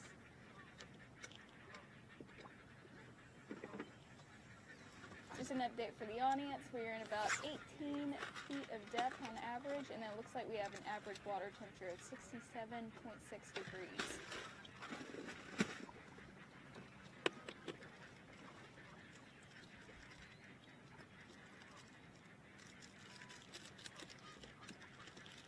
How do you feel about this weather? Are you liking it? Do you think it's affecting the fishing in a positive or negative way? I wish it was 28 and snowing again like Smith Lake. Oh my gosh. Y'all, I literally got so sick. I was so cold out there. So this is like paradise for me. We just felt good about catching a limit up there, right? True. Are y'all cold weather fishermen? Do you typically do better in the winter? I'd rather sweat to death. How about the wind? I feel like because it's so like dead still and that there's no wind, like do you think that's affecting the fishing at all? No. Not this time of year. Gotcha. How about the shad spawn? Do y'all have any like shad spawn action y'all have been chasing? Not that I haven't seen it yet.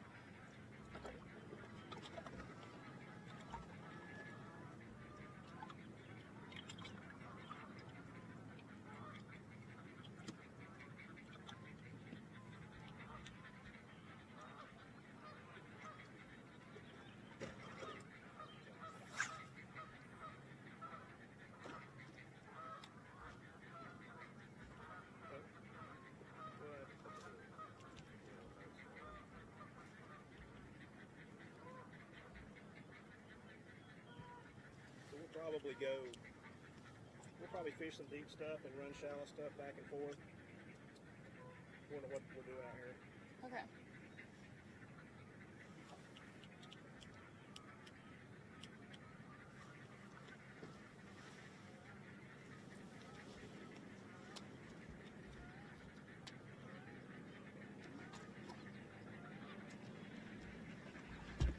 So guys, just to give you kind of an update on where we are right now, just because I think this area is super interesting. We are at the bottom of the lake and we are right next to the dam over here. I don't know if you can see this on my phone, but we are in a huge bowl of shallow water basically. Can you see that? Well, basically, if you just take it around real quick and show them, like, we have the dam right here. And then we just have this huge, vast, open area that's literally in a circular shape. And I've seen a couple of people in this area. There's some guys fishing an island over next to me. There have been a couple of people fishing the bank. We had a team that we checked in with earlier that didn't have any fish, and they ran over to the dam, and it looks like they're fishing right next to the dam. So just to give you a little insight on this area, last time I was at this lake last year, I didn't even know this part of the lake existed. So it's really cool to be covering this area today.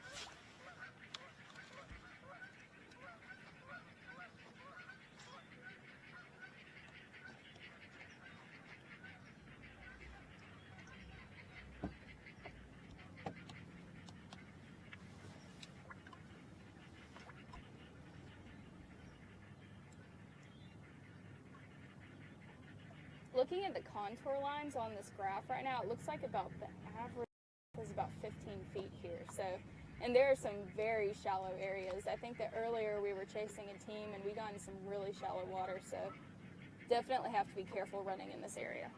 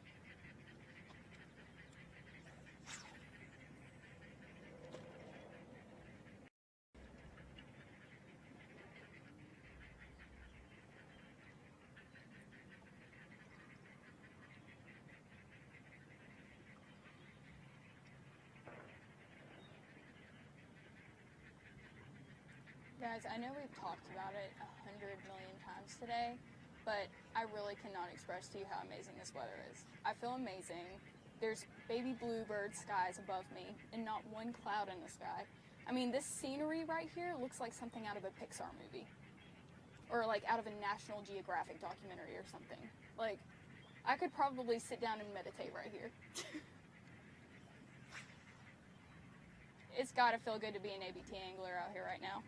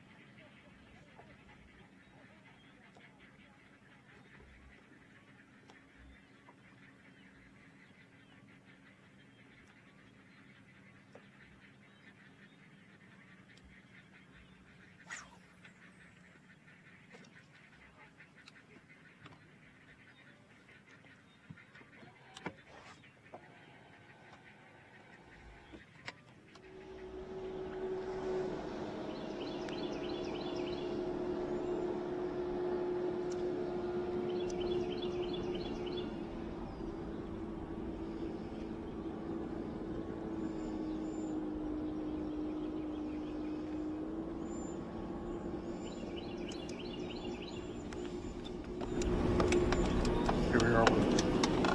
Let's call it, I just moved over, just swung and a miss. Just started to move up in these guys.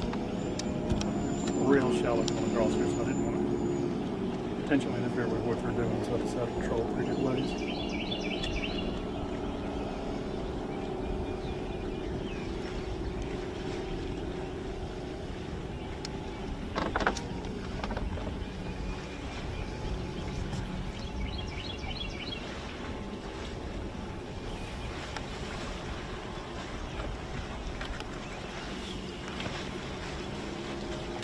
Fish in the boat. Perfect timing.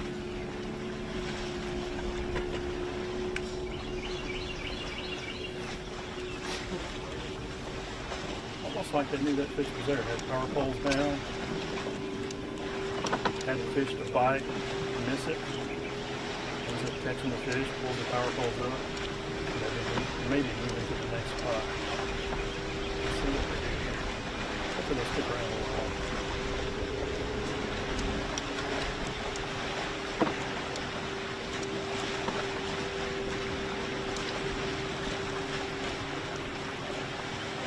Weighing the fish now.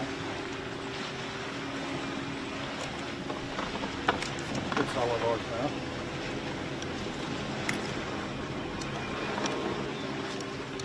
Got the clip in it, dropping live well. So, it doesn't mean they didn't have foul before they caught that. They did cool.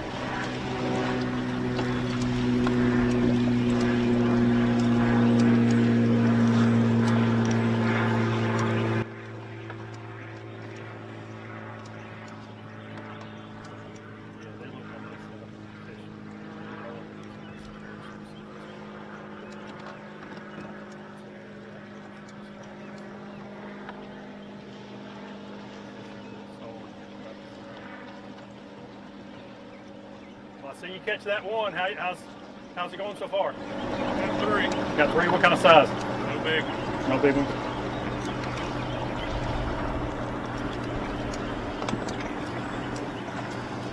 Pretty tough.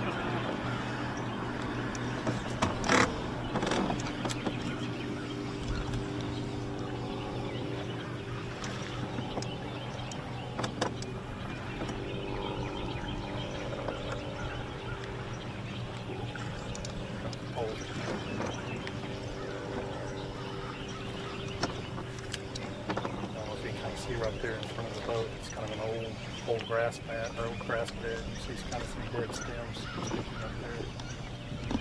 He's looking for one, so again, I think these guys kind of went through in practice.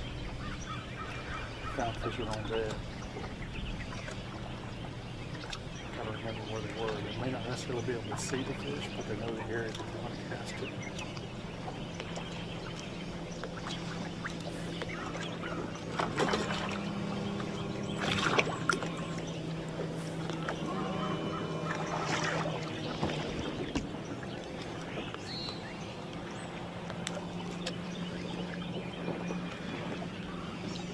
Now the thing about sight fishing, when you can actually see the fish, it's much easier. You can be more precise.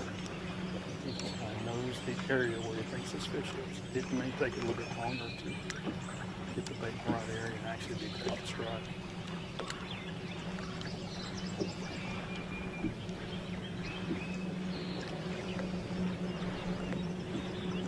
It's pretty shallow. It's quite a lot of water as well.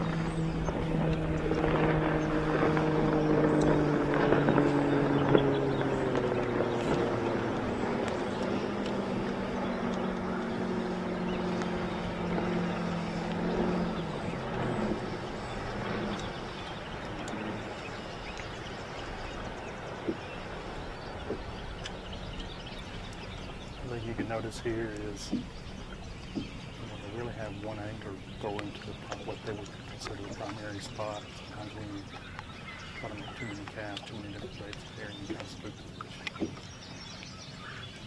fish. Real precise with what they're doing.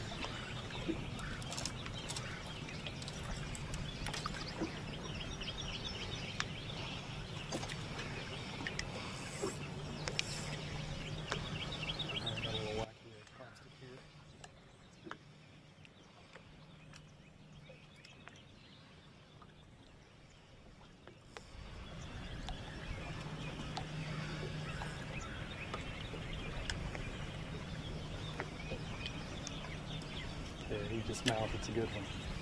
He knows there's a good one there. So work the area with the bait kind of on the bottom now, kind of going more finesse, kind of got the spinning line, a lighter line, and it's a wacky rig plastic now. Let's see if we can make a little bit different presentation.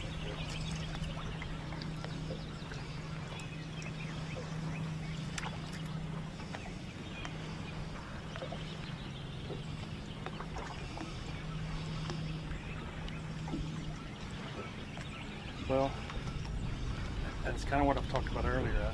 I don't know if they can actually see the fish and just kind of know where that fish is. And when it happens, you can't necessarily tell how the fish is reacting to your bait. So that sometimes it takes throwing different baits and then try to figure out what it's going to take to get the bite. Sometimes it's going to be based on feel, not what you're actually seeing happen. And kind of alternating different baits. Or something, that's got some weight to it, dragging the bottom. One angel's got a spinning rod, a white line, a wacky rig plastic. Sometimes it's wacky rig plastic, just kind of floats in the area, a little more natural. Could make a difference.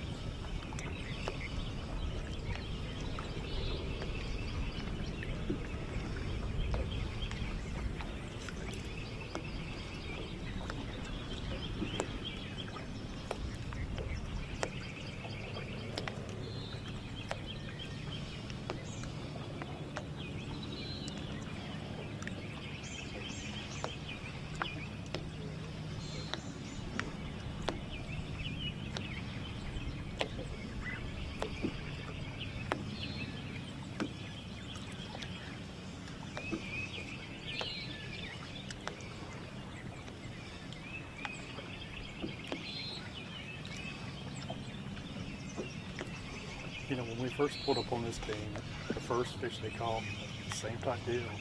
It was a spawning fish. It didn't take them very long to catch it. They've got 3 fish in the boat, and to kind of talk like it's slow, but when you're fishing like this, you've got 8 to 9 hours throughout the day that you're really looking for 5 or 6 bites. That's all it's going to take. You pull up on the right 5 or 6 fish, and you got what you need. So spend a little bit of time on a fish that you know is a really good fish. It's worth doing, and you don't have a problem doing it.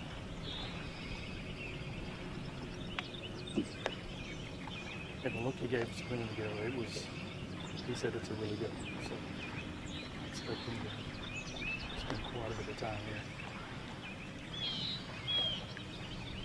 Or whatever it takes to get the bite.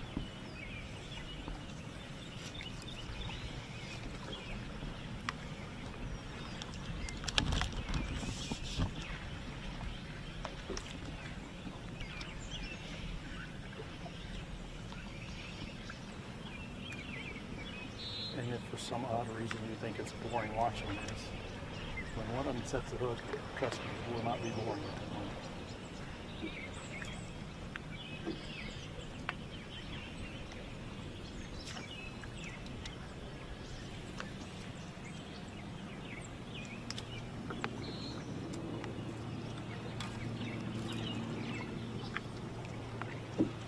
Now the other thing that can happen when you sit on a bed fish for a while, sometimes if they're not willing to bite pretty quick, sometimes it's a case of you end up trying to aggravate the fish. Once you aggravate the fish and they start reacting to your bait, even if they aren't striking at it, with their mouths to eat it or whatever, just getting them aggravated, eventually that fish will then strike the bait, if for no other reason, just to pick it up and move it out of the area because they're trying to protect an area.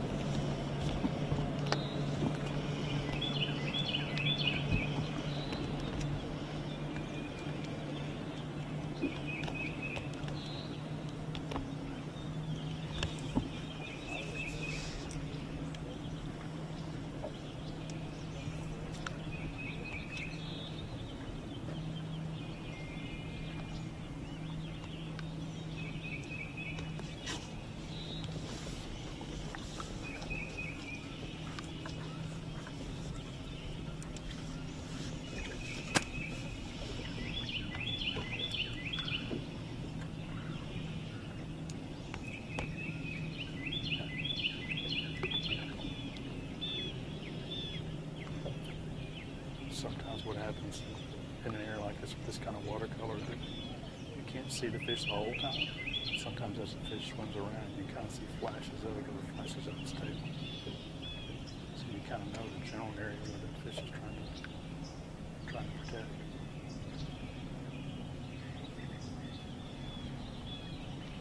We're good.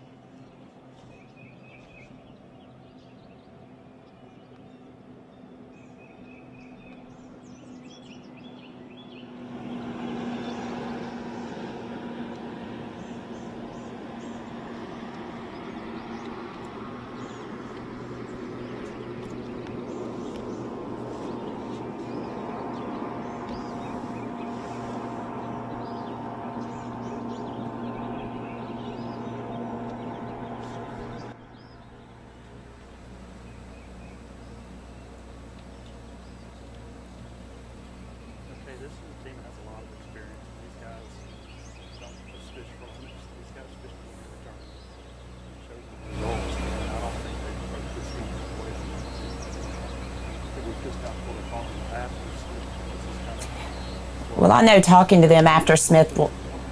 Go ahead.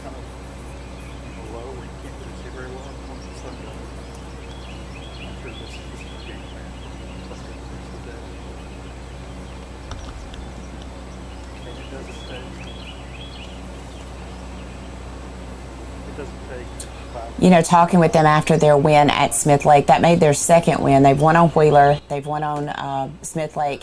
The next thing they said is, how many three-time winners do you have? So these guys are hungry. I mean, this is a team that wants to win. They expect to win, especially when they come to an event like this. And they certainly want to make it inside that top 9, too, to go on to the Bassmaster Team Championship. They've already punched their ticket to our championship by winning at Smith Lake. So they are concentrating really hard on this fish.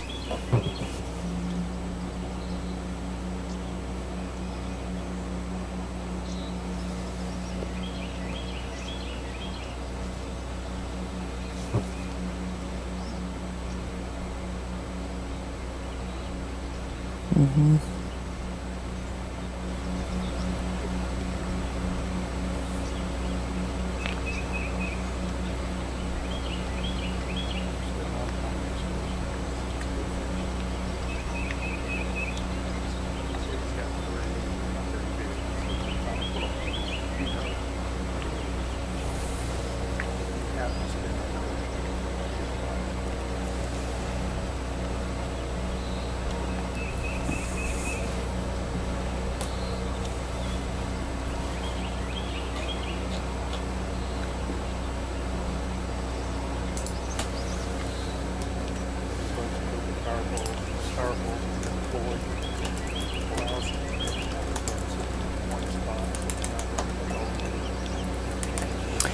Yeah, I know when they were at Smith Lake, they did win the Garmin bonus too. So I'm wondering, you know, they haven't looked down at their graphs much, but I think they're more focused on actually being able to see that fish than they are worried about the forward-facing sonar. But you know, Phoenix rigged out with power poles, rigged out with Garmin electronics. These guys can stand to win just as much in contingency money as they can win in first prize payout. Along with the Wadawi bonus, I think they took home too. So.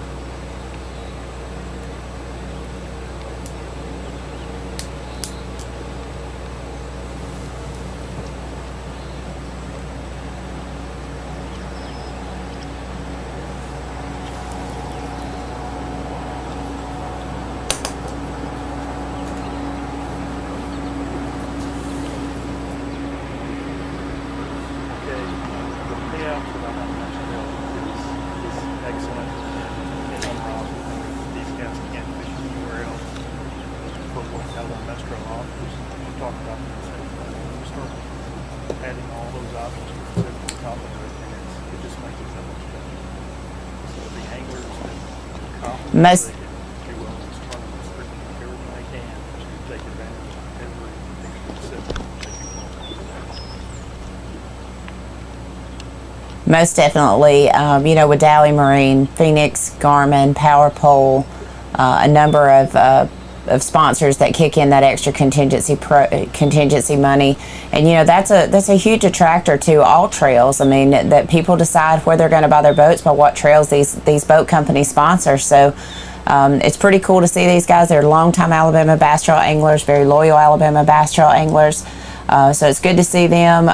We like to show these top 10, those guys in the top 10 in points. I mean, this is what you want to see. If you're watching live, if you're watching bass fishing on live TV, this is what you want to see. A team that's in contention on their home water, betting, on betting fish. To me, you don't get much better than this right here.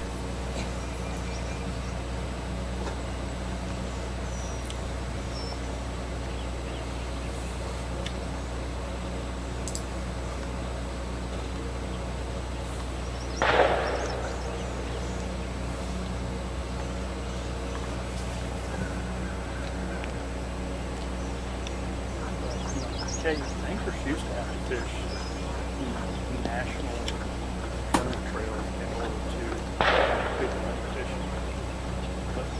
But now, down Bass Trail on the bonus money, you've got the ABC 100 as well. There's a lot of teams every year that stay in the state of Alabama and make good money fishing without all the extra headaches of travel. They can continue with their full-time job, fishing Alabama on the weekends, and make pretty good money. I actually mentioned that very thing the other day on a podcast. In the state of Alabama now, you can fish for $5,000 to $10,000 on a Wednesday or Friday.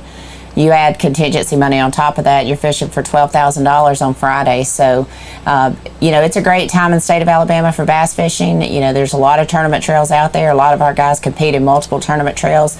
We've said over and over, we can't keep them busy 50 weeks a year, and that's about how many weeks they want to fish. So I'm glad that Alabama has stepped up their game. A lot of tournament trails have really stepped up their payout. So I'm excited to see that. We're seeing it in growth in fishing license, growth in tourism throughout the area located around lakes. So it's a good time to be in the fishing industry, no doubt.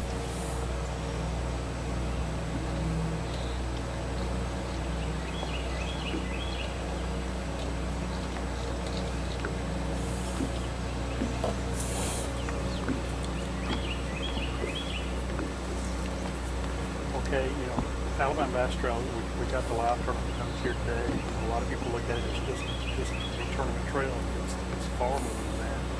You and your team have done a lot of work getting boat ramps throughout the state to be enlarged or improved. Just the last event down in Montgomery, the water was high, and we were able to get the city to add crosswalks without the city there. True, and that's what these fishermen have access to makes a huge difference in growing the sport of fishing in the state. Not just tournament fishing, but for all of it.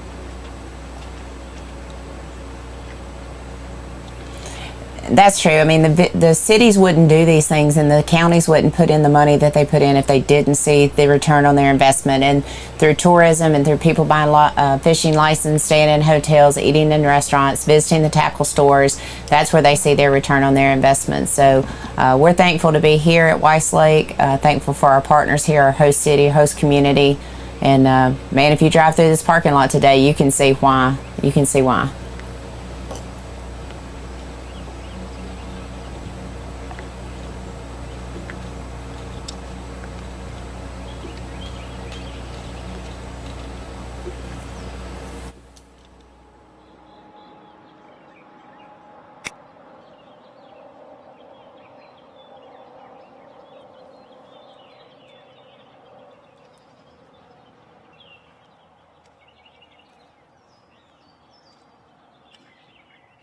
Hey guys, we're with boat 195. We've got Jody Geis and Adam Willingham, and it looks like right now they have one fish for 2 pounds.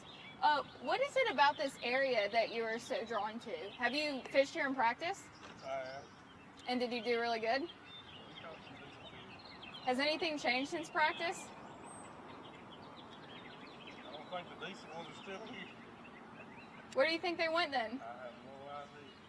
Do you think water temperature affected it at all? I think so. It's just got big rocks. It's full of fish. It's just big rocks. Have you seen any like spawning fish here? No. Bedding fish? Shad spawn? Yesterday a little bit. I was gonna say, I've heard a lot of people say shad spawn on like the rocks, so that's what I kind of figured this area was about. It looks like the current depth right here is about 5 foot, and the water temperature we're looking at on average is 68.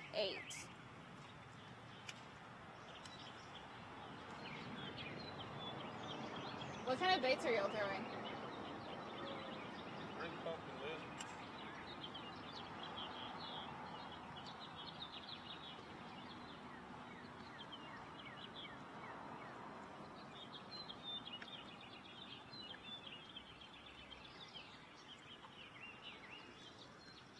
I just want to remind you guys that area that I was talking about earlier, we're still in that area. We've just come up shallow on the edge of this big bowl that we're in right now.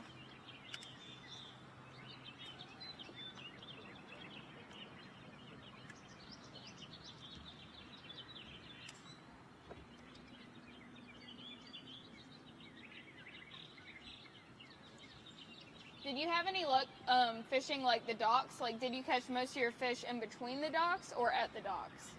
In between them. In between? Why do you think that they're like staged in between right now? I don't know if the rocks make the water warmer, faster. Gotcha.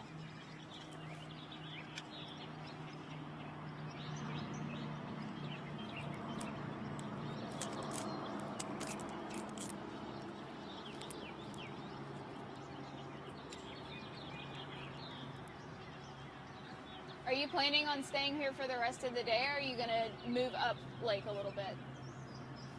We plan on staying back here all day.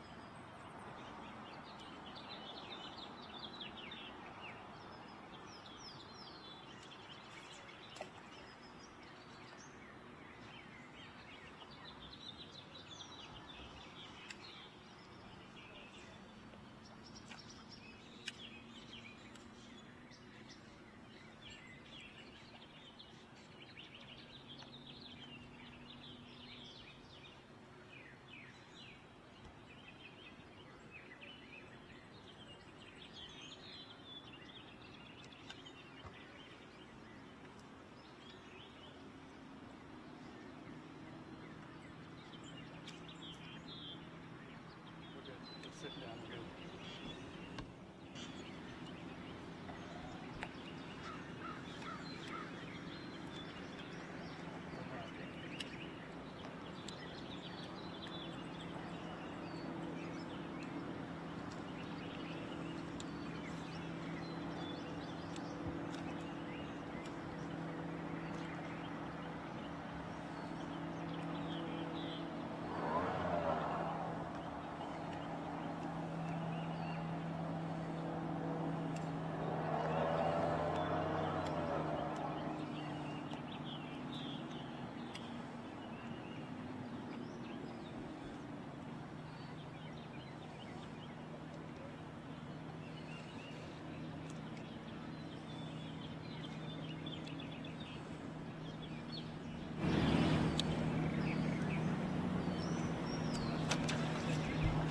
So just a reminder to our viewers, right now we're in a depth of 5 foot and an average water temperature of 67 degrees. You know guys, this is a really cool opportunity to be able to see these guys put together a pattern. I encourage everyone watching at home Next, what's it gonna take a whole lot of island to get back there? Write down these different water temperatures and the amount of fish that's being caught in these different temperatures. might be able to put together a pattern at home yourself that might teach you something in the future.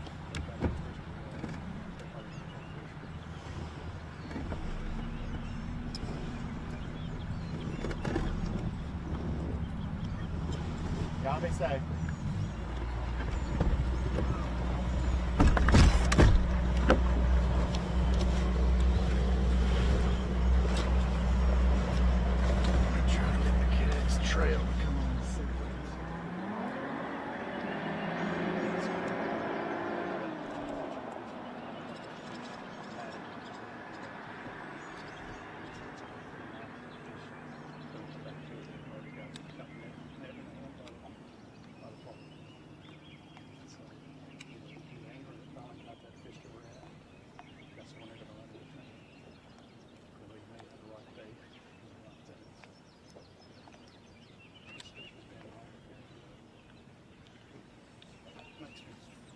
Makes me think that it's probably been caught early this week.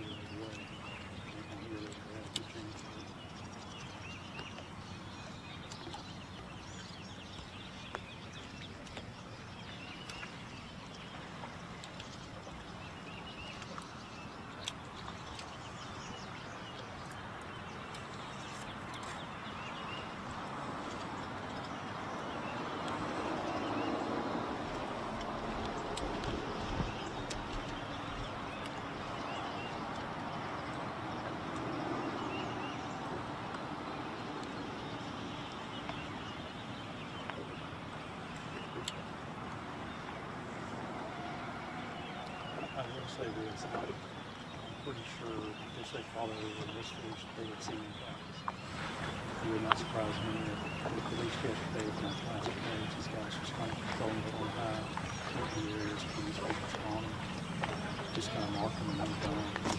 Exactly what fish are doing, powerful down, that's what it seems like.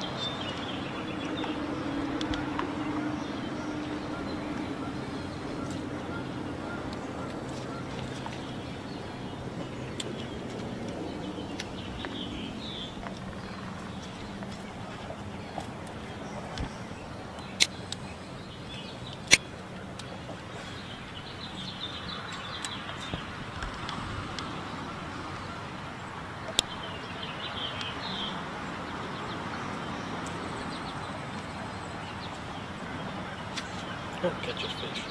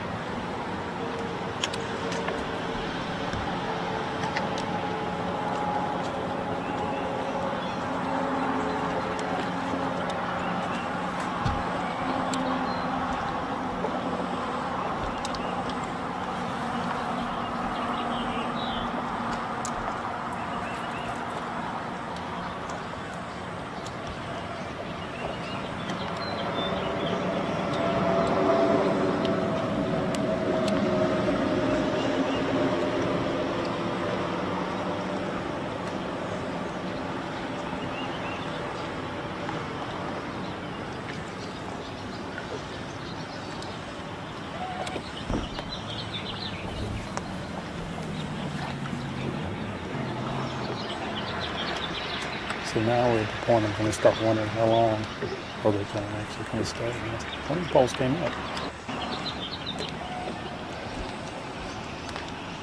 You know, he got hung in a clump of grass there just a minute ago and pulled it across, and that's not really what you want to do in this scenario.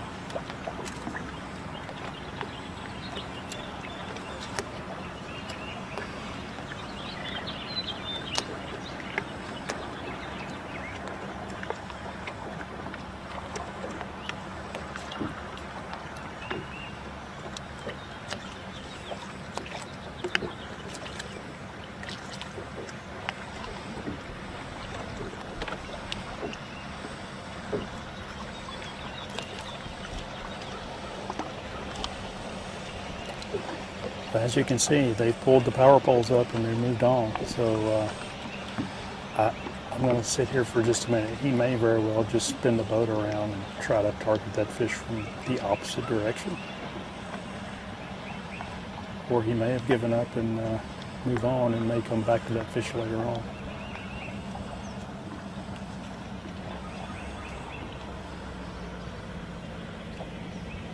Looks like he's looking for more fish. So. They got that fish to bite at least, I think twice. I think I saw two hook sets. But I don't know that the fish ever actually had the bait fully. And that's kind of the only opportunity they had. So it makes me think that maybe that fish had been caught before. Just a little bit spooky.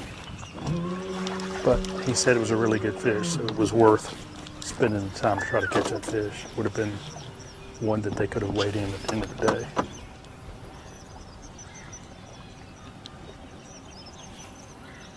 But if there's two in that area, there's got to be more.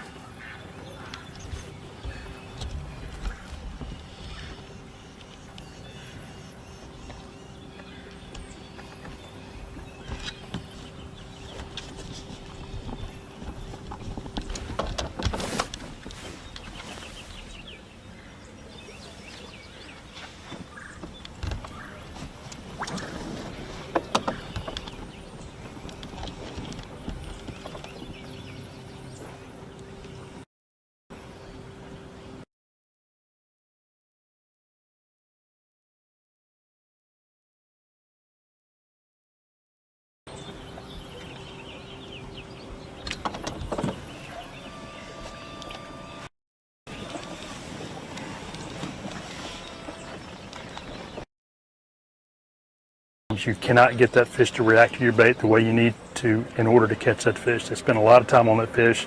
It was a fish that was well worth it. Brought to you by now Phoenix Boats, Bush Light, Bahio Sunglasses, Bill Penny Automotive, and by TH Marine. There's more straight ahead. We'll be back with more action on the water live. Some things ain't worth keeping. Yesterday's traditions, today's adventures, tomorrow's memories. Now that's something worth keeping. Fish Alabama and find your keeper. For more information, visit fishalabama.org.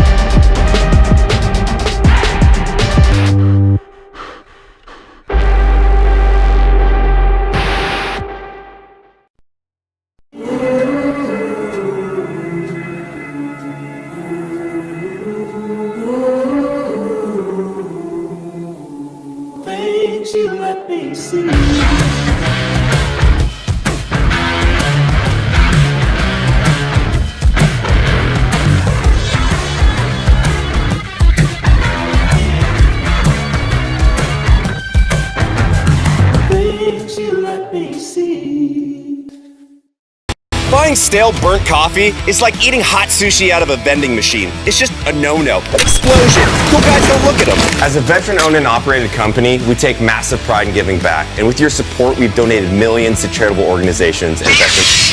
Do you have a lightsaber, Lake Jay? Yeah, I got lights over the leg. When you sign up for our coffee club, you get fast free shipping directly to your door. I'm on a helicopter. At Phoenix Boats, our passion for fishing is obvious. Whether it's a pro event or fishing with our family and friends, We truly love the sport of fishing. that's why our goal is to make every single Phoenix boat that goes out the door the best fishing platform it can be in both design and construction. We love to fish as much as anyone, and we believe it shows in every boat we build. Phoenix Boats, built by anglers for anglers. Stetson Blaylock, Todd Auten, Head Terry, let's go!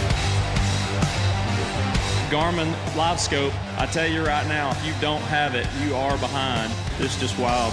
It's like a video game. If you do not have that Garmin Live Scope, you are definitely missing out. Bassmaster Classic Champion!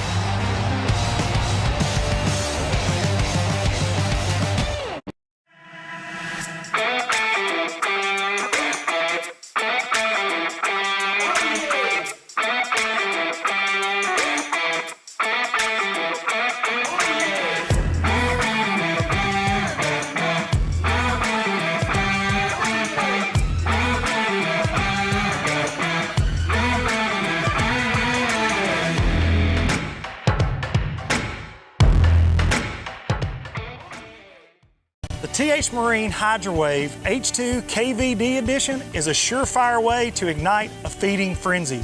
The HydroWave utilizes a sound-emitting technology that imitates bait fish and other feeding fish below the surface that preys on the competitive nature of bass and other game fish to get you more bites. The HydroWave is another way that TH Marine has you covered from transom to trolling motor.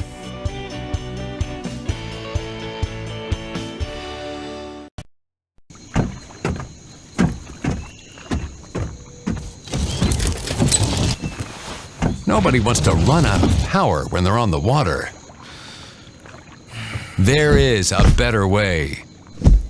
Introducing the Charge Marine Power Management Station from PowerPole that does the work of 3 devices: a traditional battery charger, a charge on the run, and an emergency start system. PowerPole Charge.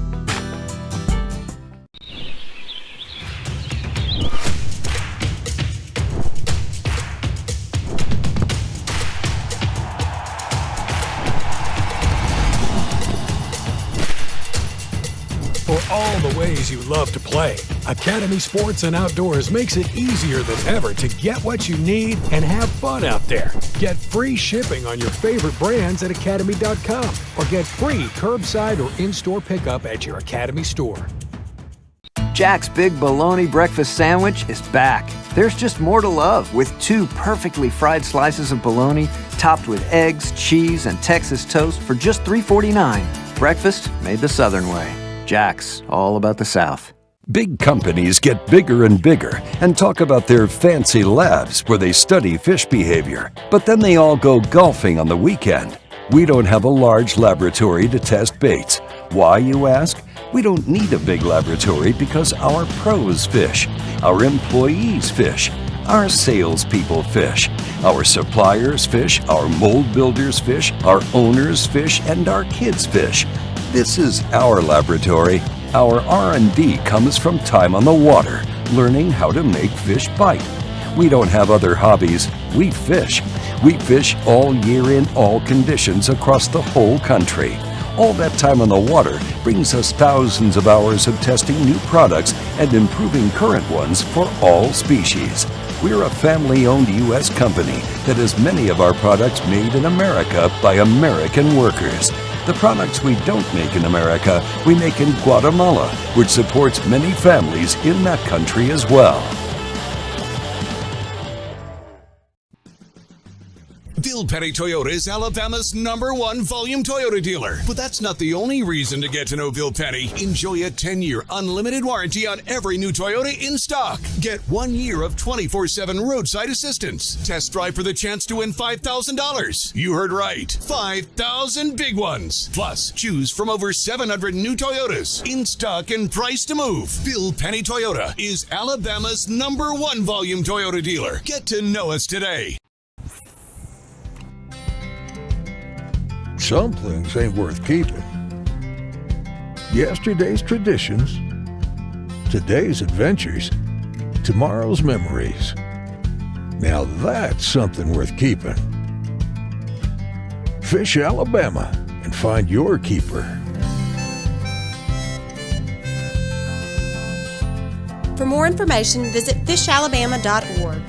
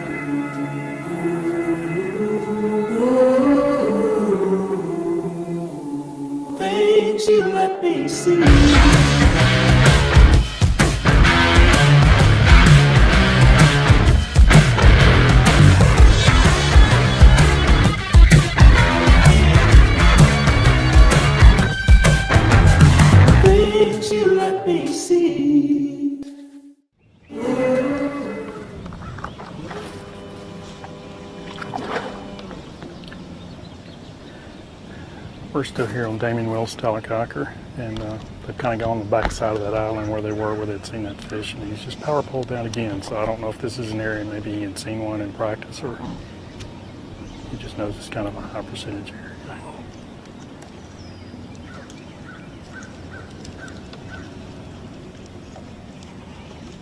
And the pole's coming up, so.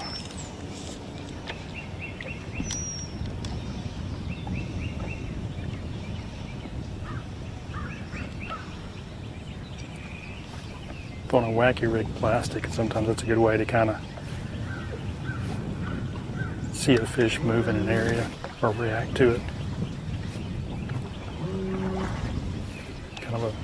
Kind of a search bait, help you find bed. Just power pole it down again.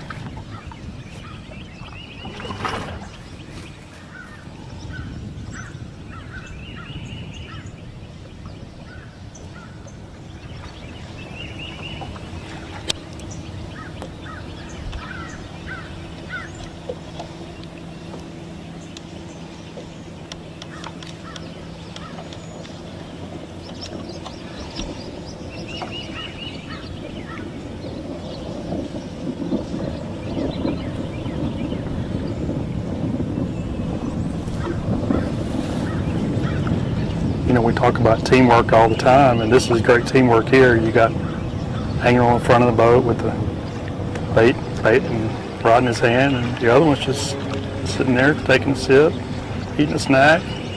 It's lunch break for him.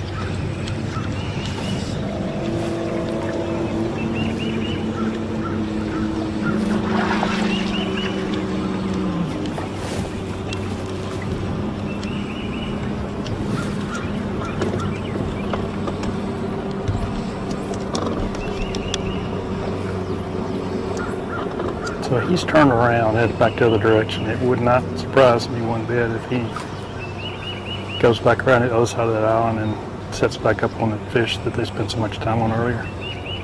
Sometimes just giving them a bit of a break can make all the difference in the world. Although now that I look over, there's actually another boat that is in that area. I'm not sure if that boat had seen them set up on that for so long or not, or if they'll even know that fish is there.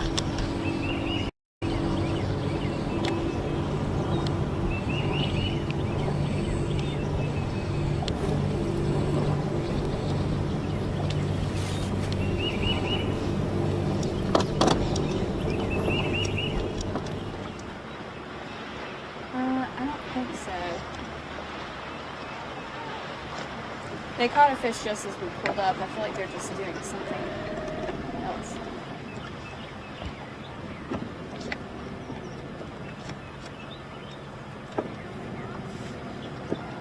All right, guys, we are with boat 202. We've got Britt Perry and Chris Hargrove, and just as we pulled up, these guys caught a fish. So we're going to go up to them and ask them a couple of questions. But first, something I want to say while they still can't hear me right now is this area is actually the area where the first team that we pulled up on today was fishing. And that's where we had that big fish catch. So I'm going to ask these guys a controversial question. I'm going to ask them if they think anyone else has fished here today, and we'll see what they say. But really interesting that we've ended up in the same area twice. And also, I asked these guys already how many fish they have, and they have 5 fish for 6 pounds. So this area seems to be producing.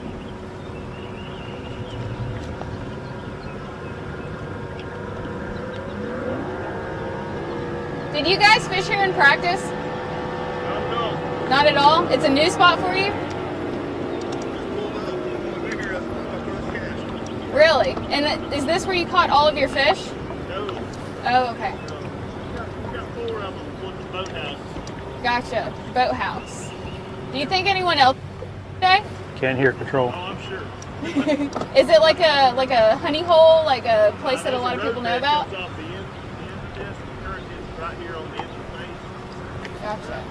It's a well-defined mud line. Mud Right line. down through there. So you just fish everywhere but the mud line?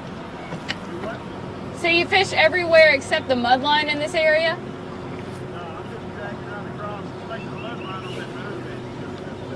Gotcha. That's helping out the current reaction.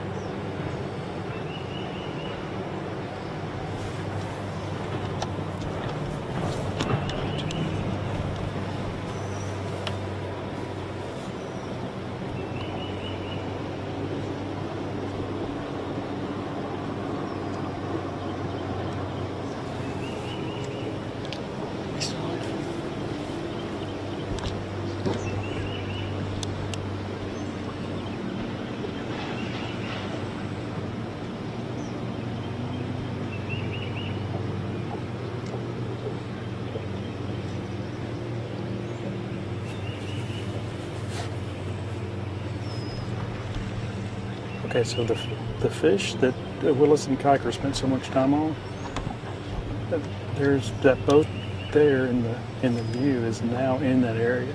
Now, I'm a pretty good ways from them, and it's hard to tell, but one thing I can tell from this angle is they've approached it completely different. I don't think they actually know that fish was there. I think they know that Damien sat there for so long that there's got to be a fish there. But they're actually casting up towards the edge of that grass line and bringing their baits back to the boat. That bed was set up, I mean that fish was set up on the bed right at the end of that grass line. So, in knowing how finicky that fish is, I would be really surprised if these guys were actually able to catch that fish doing what they're doing. I think the only way to catch that fish is going to be set up where you can actually sight fish and see when that fish bites.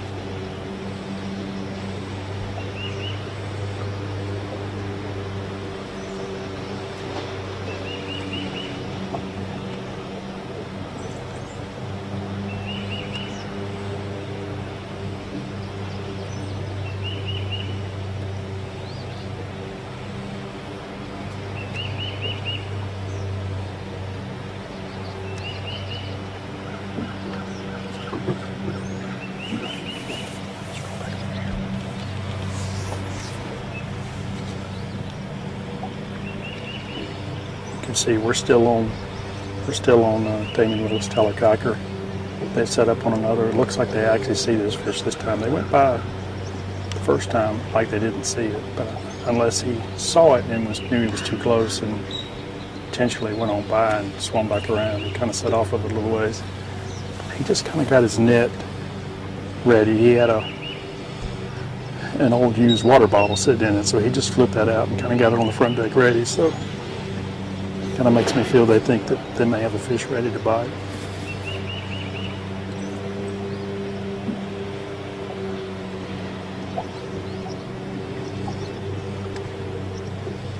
I'm still keeping an eye on that other team. If they end up setting the hook, we'll be able to see it and capture that as well. Could get interesting here shortly.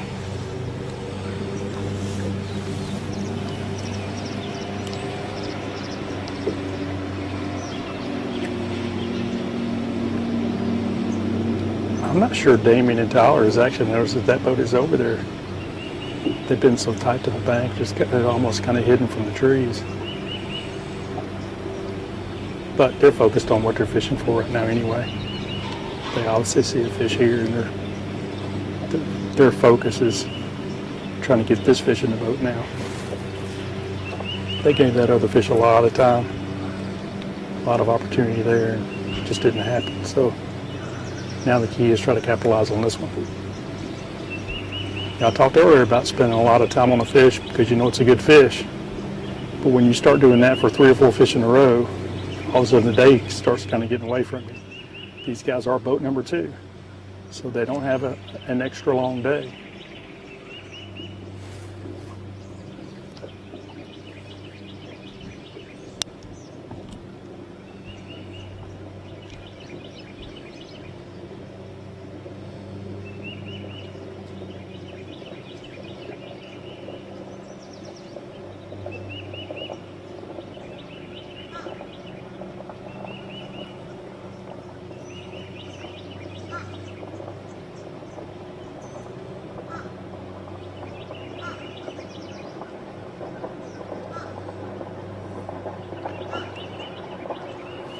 You know, if you've been watching this for a while now, especially on this team, you're going to kind of get an idea of why a lot of fishermen will not use this technique. You see they're spending a lot of time on a couple of fish, and a lot of anglers just aren't patient enough to do that during a tournament day.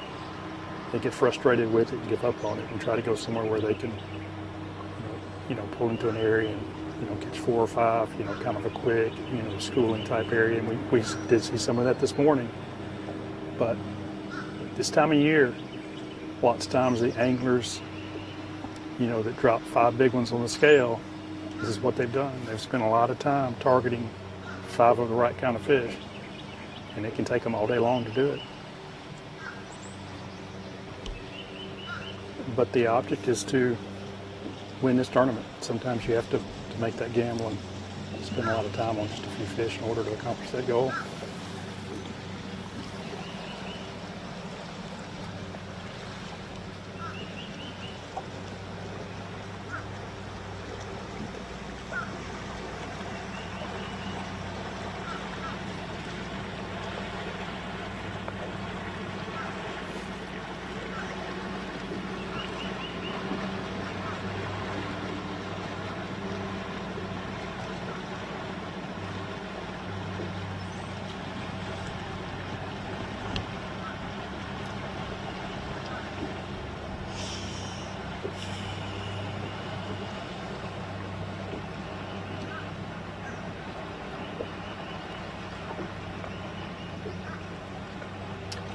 Yeah, it's kind of interesting. It seems like the fish that was the easiest to catch, the one that bit the quickest, is going to be probably the smallest fish that they've seen. So it makes me think that maybe some of these fish, there's been pressure throughout the week. Lots of times these guys practice for multiple days. Sometimes guys catch fish. Sometimes they're just looking. But some of these fish could have been caught, earlier in the week, and it makes them a little bit harder to catch the second time around. But the thing about a bedding fish is once you catch one, you release it back, it goes right back to the bed, it goes back to protecting that area and doing what it's there to do.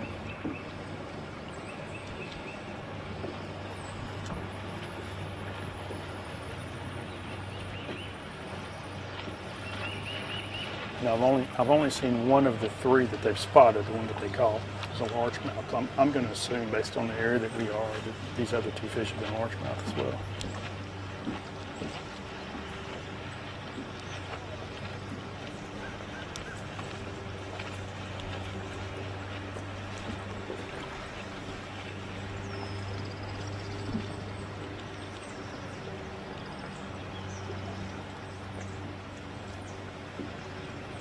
Just raised the power pole, so he may be giving up on that one.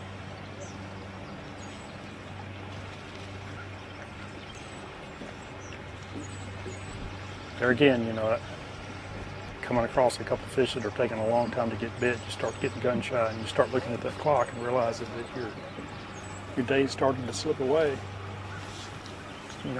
It's a matter of decisions in tournaments, and you have to kind of figure out what's worth spending the time on.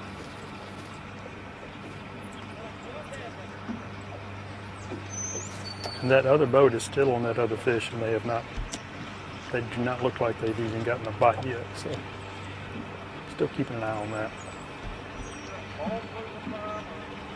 Nice. Now he's pointing the fish out to his partner, so I think they see another one now.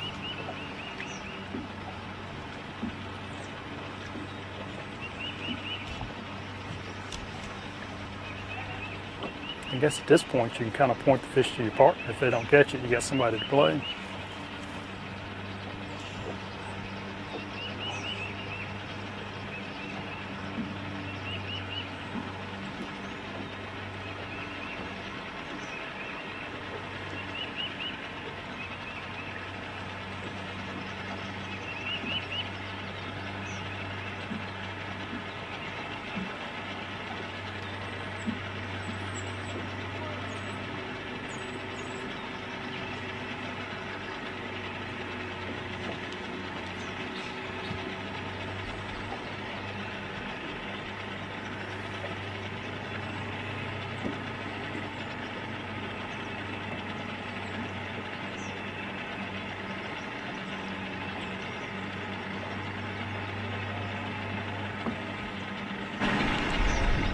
I was about to say, cigar fest up there, it looks like. Doing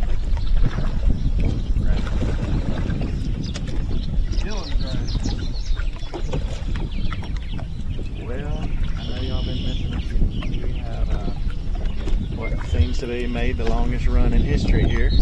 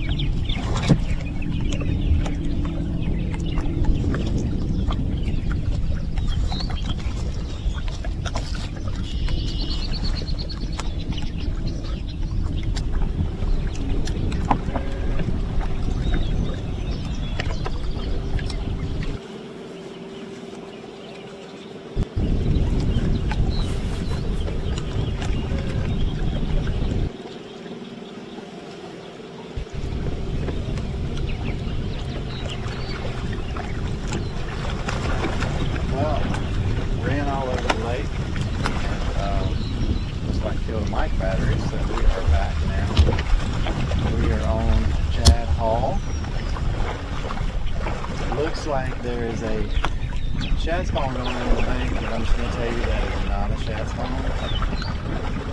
It looks to be a grass carp, trash fish, up there eating the grass, chasing bait out of it. It looks really good, but it is nothing but trash.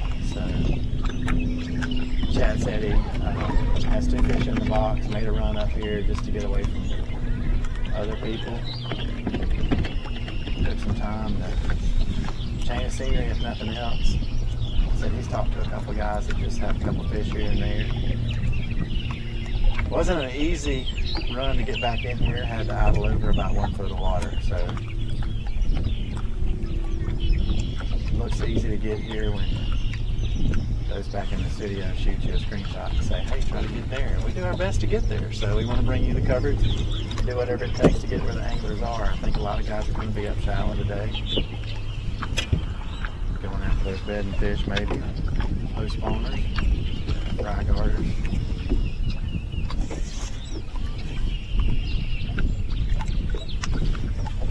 We do have a couple anglers in the area, so we're going to work around here a little bit. Try to get to some guys that really have to be doing our part to keep everybody on live today.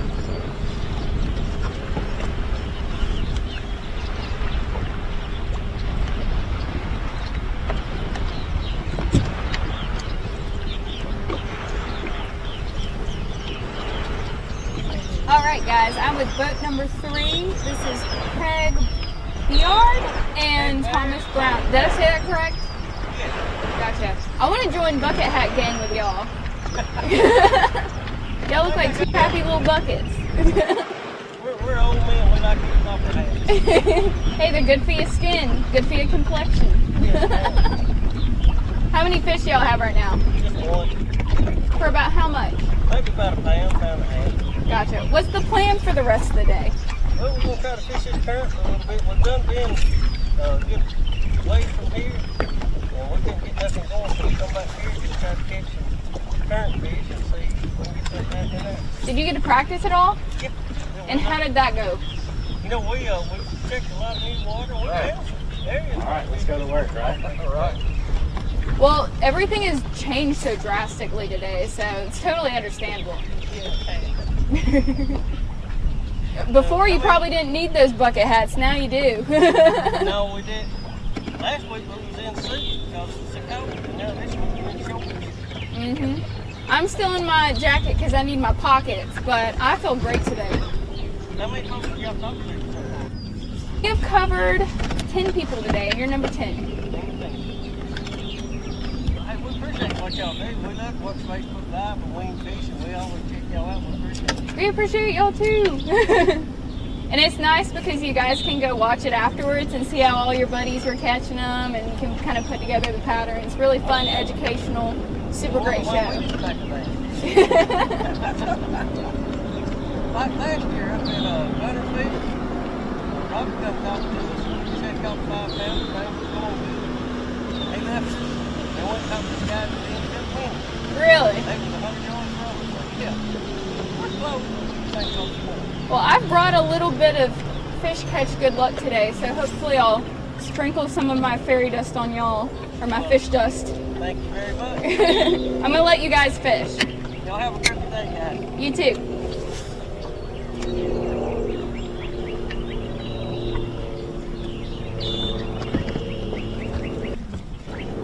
All right, Chad, break it down a little bit for us here. What's the game plan here?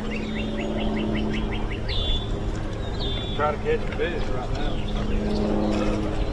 I haven't had any bites today. Most of them have been real small. I don't know if we're in that midday lull or not biting. It's up on us anyway. Yeah, you think it's postponed kind of deal, or?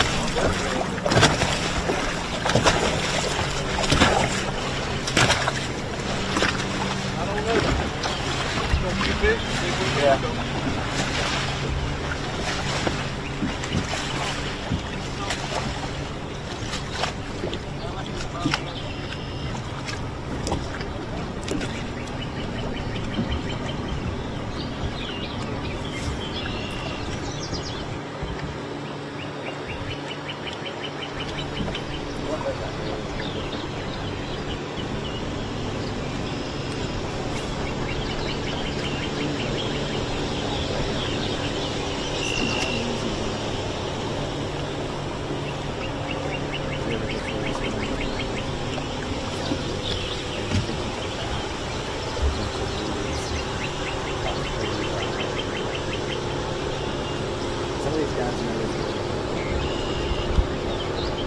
past turn this second one.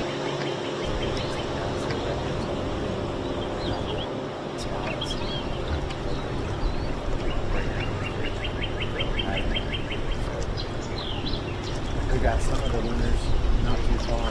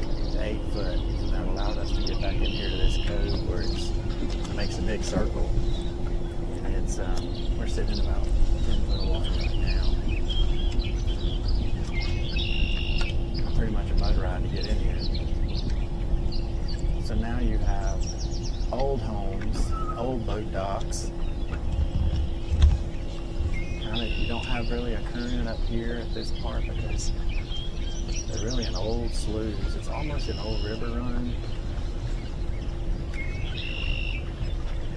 Where we are right now.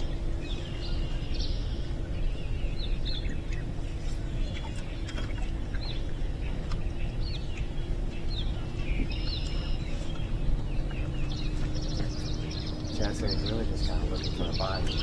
Originally he picked up creature bait, just kind of running in through the grass. Saw that gar, grass carp running through the grass as well. He's really just trying to take his time and work over the grass at a high speed, hoping to strike a bite here real quick. Needs 3 more fish, got 2 in the box, but a little small weight.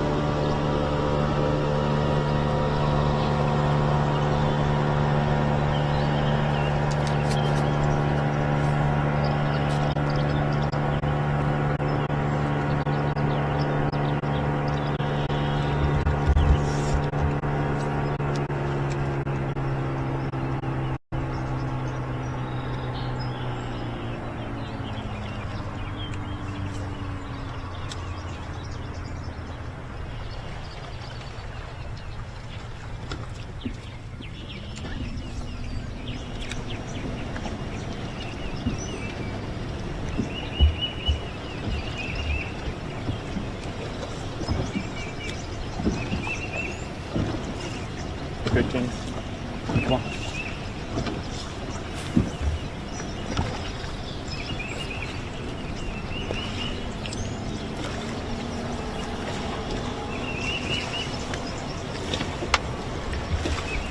So you weren't able to see it, but when Damien and Tyler finally got kind of past those trees where they were, they realized that boat was sitting on that other fish and spent so much time on it. The look on Damien's face told me exactly what he was thinking. He was quite disappointed. He's set up where he thinks another one is here.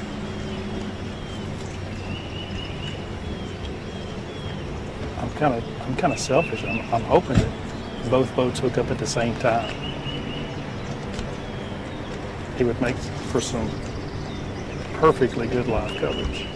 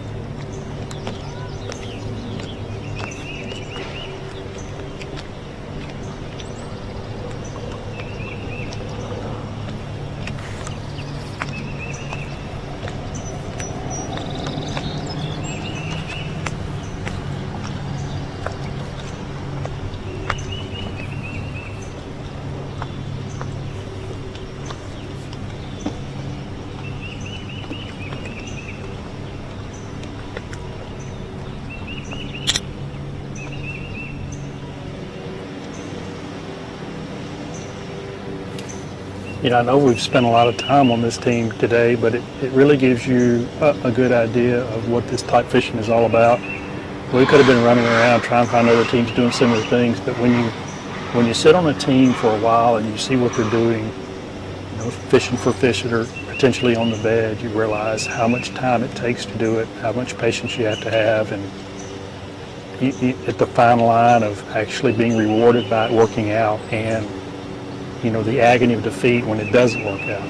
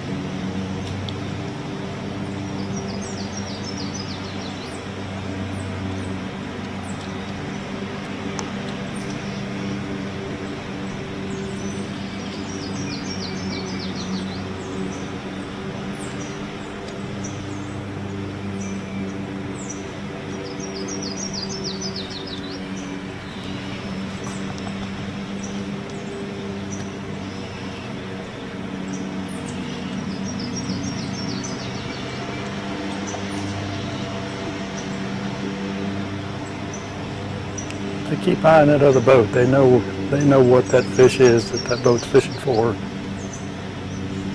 They're a little bit concerned about that.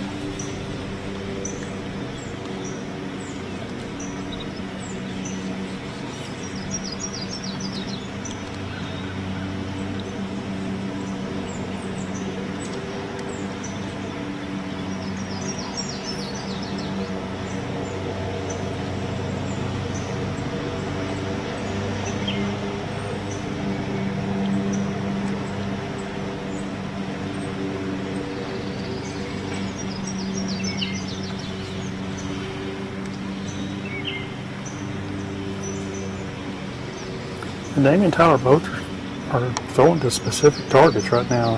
It makes me wonder if they see two more. They each have one locked in. It could be stumps. It could be, you know, they know where the stump is, and they know these fish will spawn around stumps. I'm still not sure they can see these fish unless they were really shallow.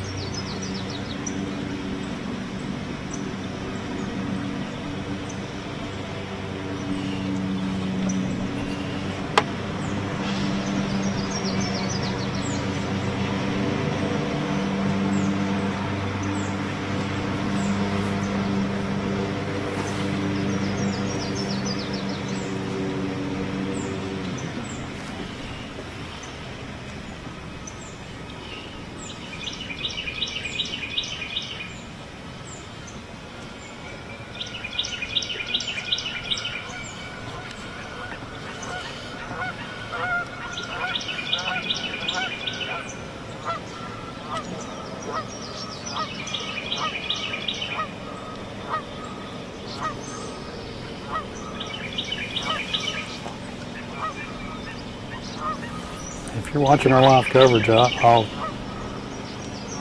entice you to at least stick around to the end of live. But then when we have weigh-ins starting at 2:30 today, it should be an exciting weigh-in. I think we're going to see a lot of really good bass come across the stage, and I think it's going to be a tight finish.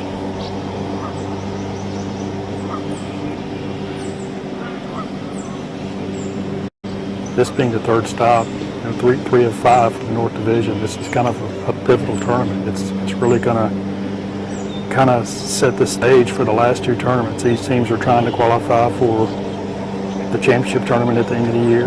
Got teams trying to finish in the top 9 to go to the team of the year in North Division is a big deal. A lot of these guys have that as their goal when the season starts. And you really have to have 5 good tournaments in order to accomplish that goal. So today's a big deal for a lot of these teams.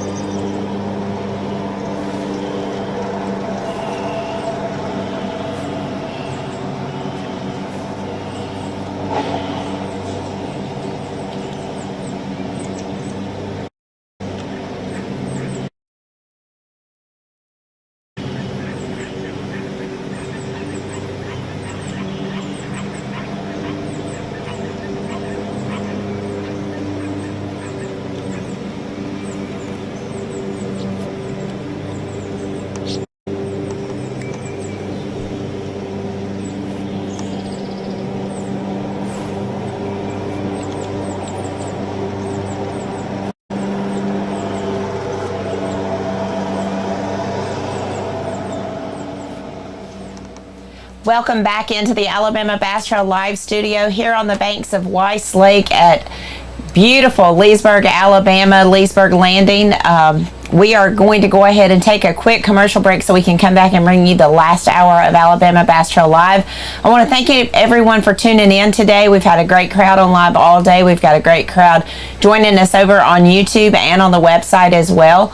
I do want to remind you currently the unofficial leaders are boat number 218, Drew Hicks and Wesley Webster. They reported they had 4 fish for 12 pounds, but I do hope that you can appreciate the absolute sight fishing clinic that you are watching with Damian Willis and Tyler Kiker, as well as the other team that is in there that we have not identified yet. So hopefully we'll be able to get around and identify that team shortly. There are some other teams just outside of that creek we're going to try to get to. You may recognize their names: Bradley Jones, Brooks Goza, and Randy Talbert and Gary Thompson. All 4 of those guys, this is their home lake, so we hope to catch up with them as we're exiting that creek and see what's going on with them, see what they've got in the box. But we'll be back in just a few minutes, and we'll bring you the last hour of Alabama Bass Trail Live here at Weiss Lake. You guys tune in, and we'll be right back.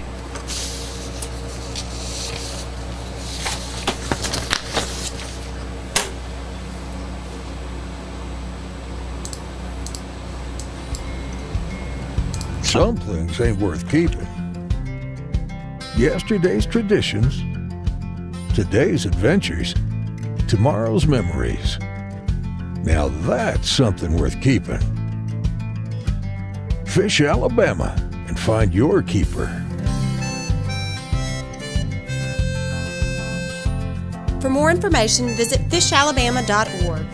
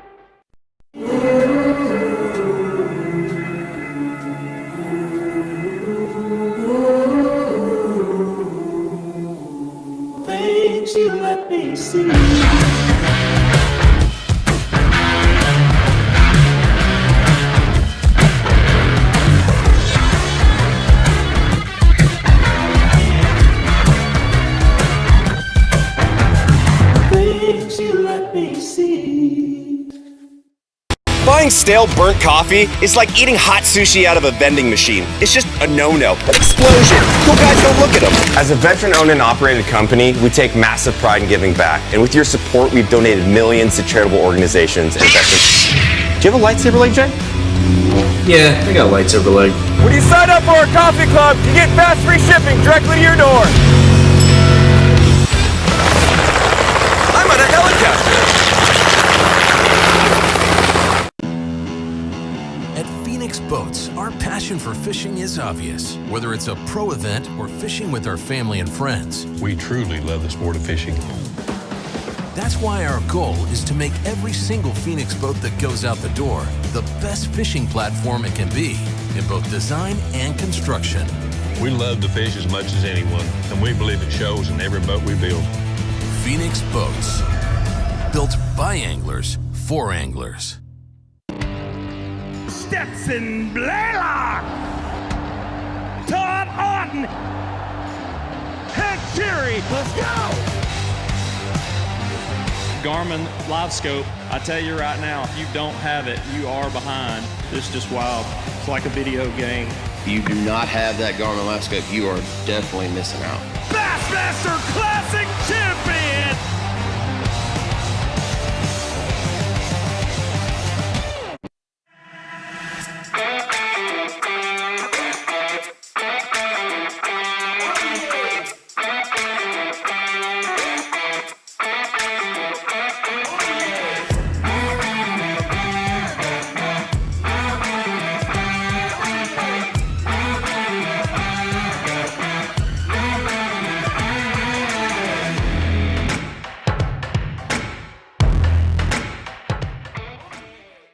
The TH Marine Hydrowave H2 KVD Edition is a surefire way to ignite a feeding frenzy.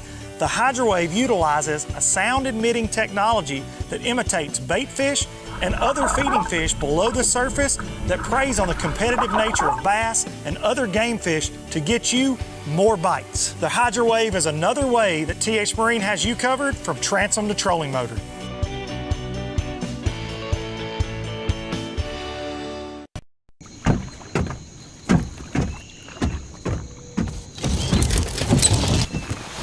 Nobody wants to run out of power when they're on the water.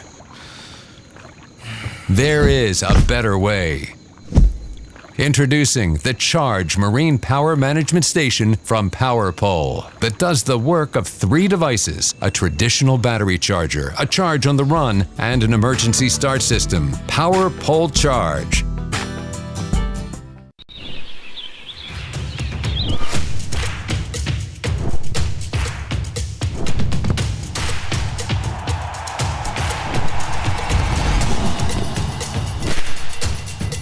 For all the ways you love to play, Academy Sports and Outdoors makes it easier than ever to get what you need and have fun out there. Get free shipping on your favorite brands at academy.com or get free curbside or in-store pickup at your Academy store.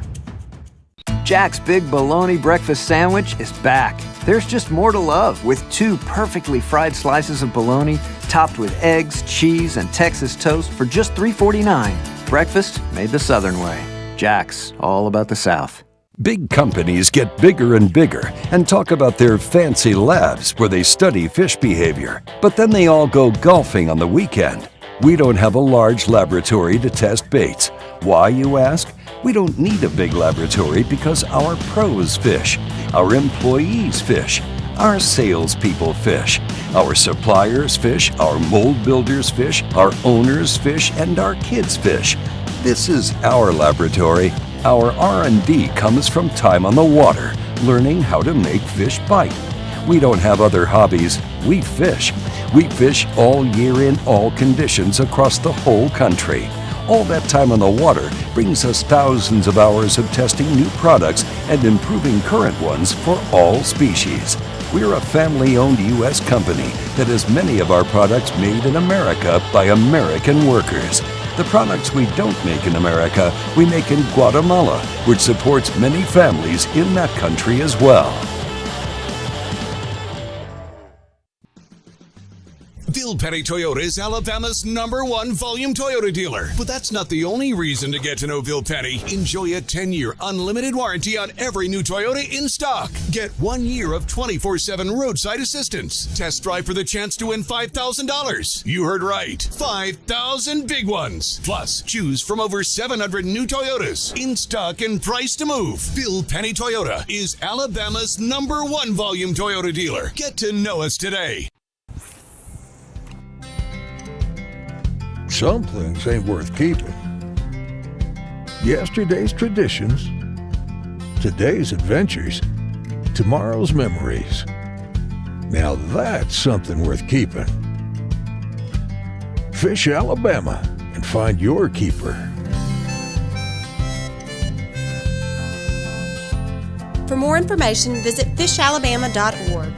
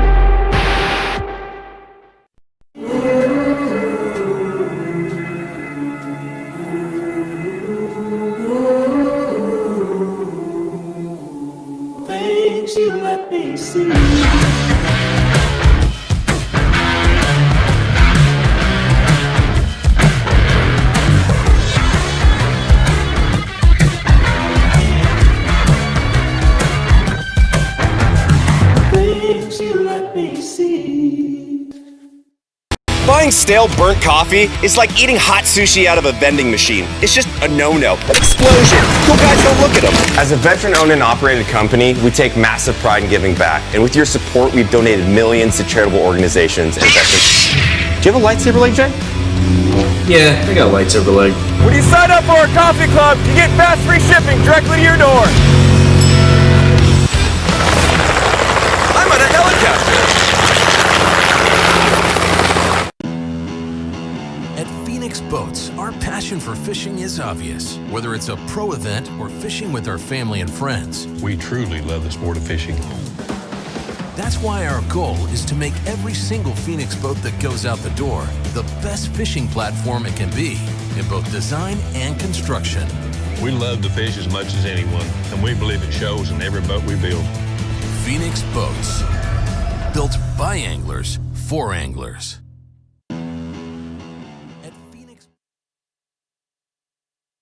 Here on the banks of Weiss Lake. I did want to remind you, this is the 100th Alabama Bass Trail Tournament. We're having a celebration here at Weiss Lake. You've gotten to see pretty much a sight fishing clinic put on by a few of our anglers out on the water today. We talked a little bit about this earlier. This is the 100th event of the Alabama Bass Trail. We've paid out over $5.1 million in cash and prizes. We've also awarded 78 different first place winners. and created an economic impact of over $33 million for the state of Alabama in our first 8.5 years. We're in our 9th season now, and it's an exciting time to be on the Alabama Bass Trail. We will be announcing the 2023 schedule on May the 6th at 10 a.m. So if you're interested in fishing with us in 2023, you can see that schedule at 10 a.m. on May the 6th. So make sure that you're tuned in to all of our social media channels and on our website on May the 6th at 10 a.m. We'll be giving you a sneak peek at what the schedule is going to look like and possibly just a little bit of extra money in the payout. So make sure that you tune in then. We're going to go ahead and get back out on the water. We've got another hour of coverage lined up for you, and Jason is on a new team. So Jason, tell us who you're with and how many fish do they have already?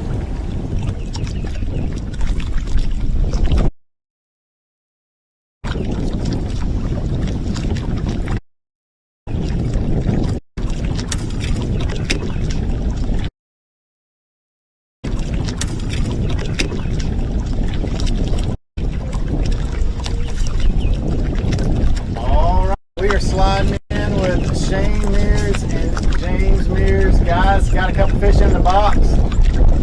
Tell us what's working today, maybe. Today we're concentrating on the outside.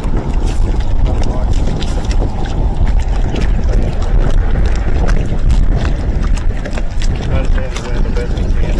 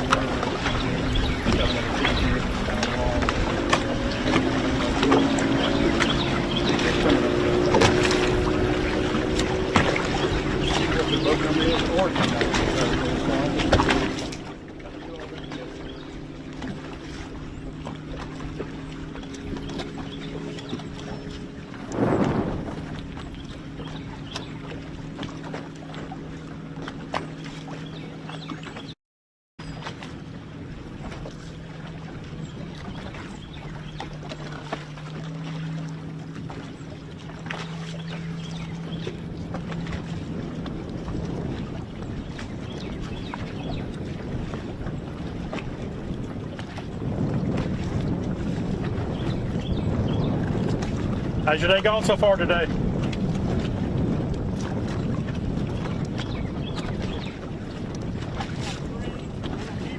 Three little keepers. Okay. Just kind of fish a little bit. Right.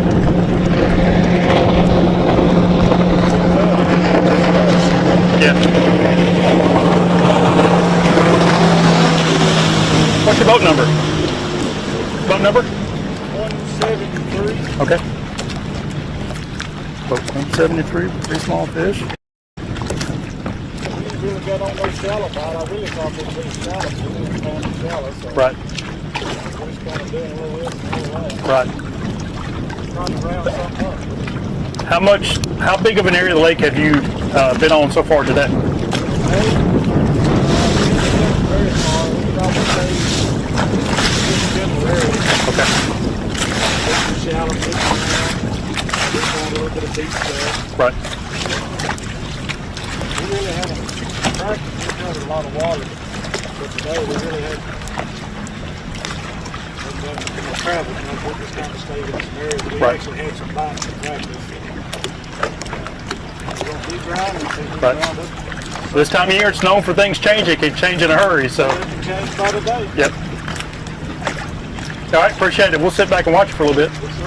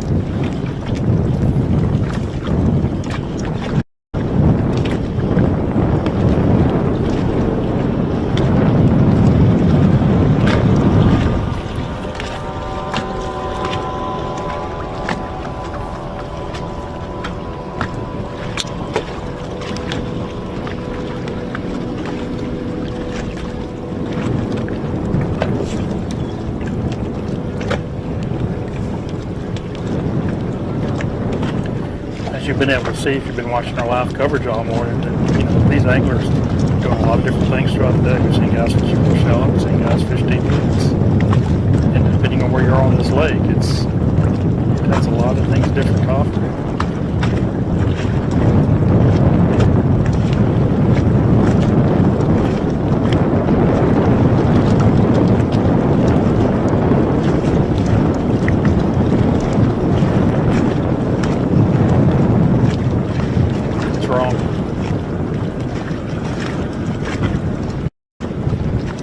Three I know of.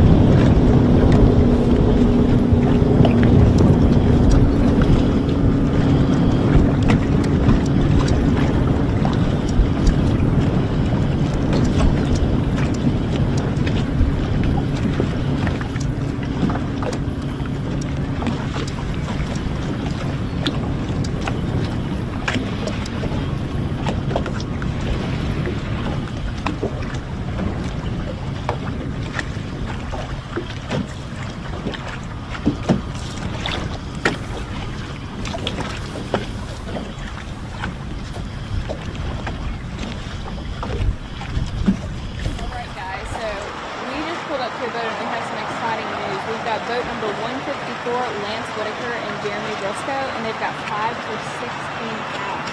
That's a pretty solid bag today. We're a little far from them now. We're still getting close to them, but we definitely have some questions about them.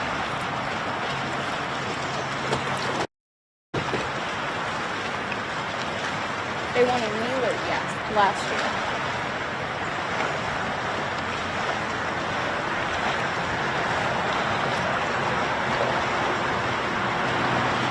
How on earth did you guys catch 16 pounds? What's the secret? Share it. Watch the ground right there. Here, I'm gonna get closer to y'all.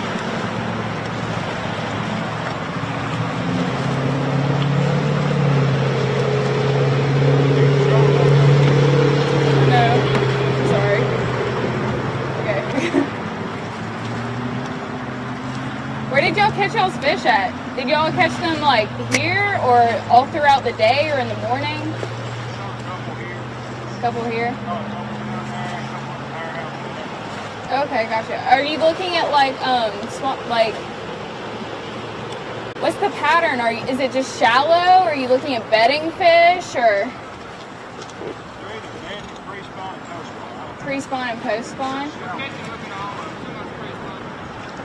Are y'all mainly just like sight fishing, like keyed in on like fish that you can actually see, or are you just kind of fan casting?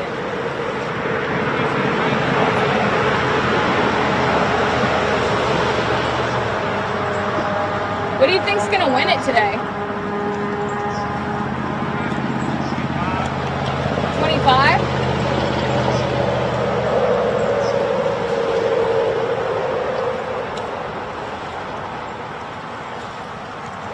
I'm like, what? 25. Oh, yeah. How much weight do you think you'll have at the end of the day? 25. Do you have any spots where you know you've got some really big ones you can catch?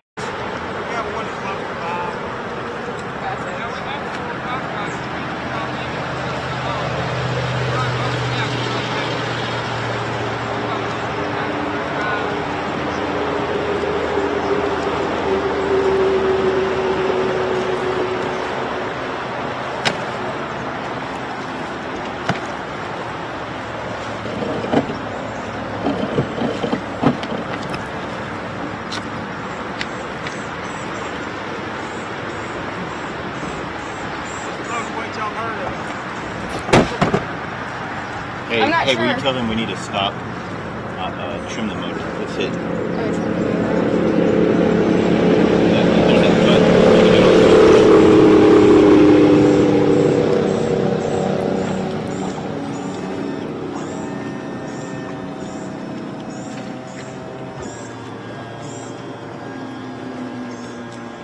Okay, that's good. We're kind of in a predicament of stuck shallow.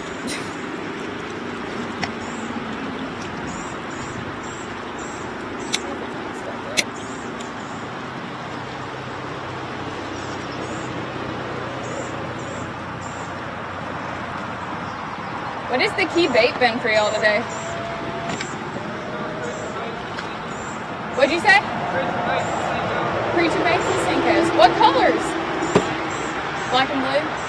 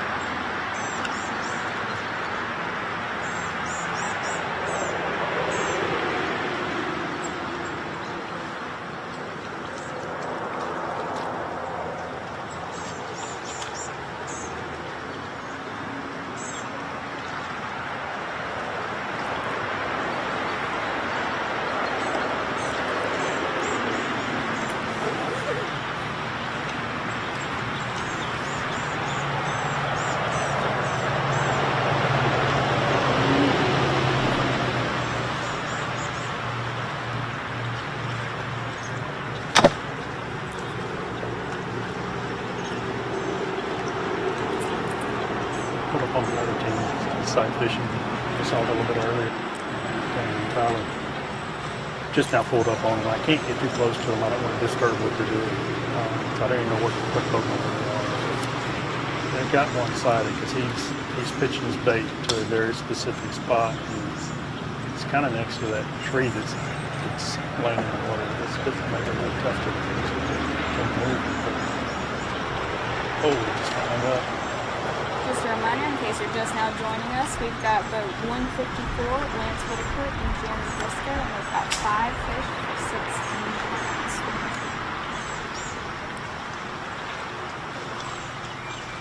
Got him hung up in that tree tag. I don't know whether he disturbed the water in this. Let's go get that bait.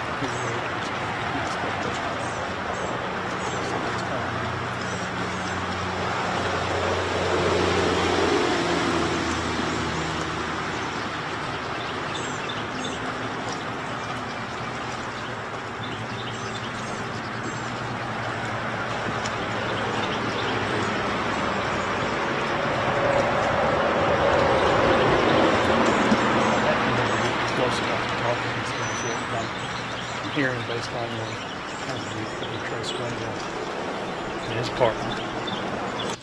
I'm going to take the word for it. Perhaps David see the Kennedy. He's zoomed in much better than I have.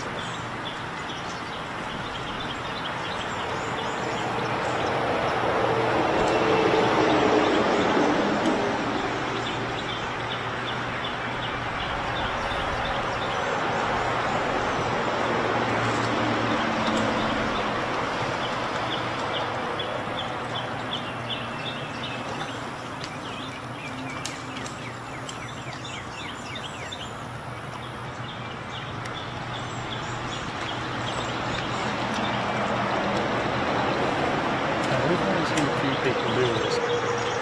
As hard as it appears to be to catch steady fish, it's going to be interesting to hear what happens during the weigh-in, because this is another fish that's taken multiple casts in one location and they have not gotten it to bite yet. So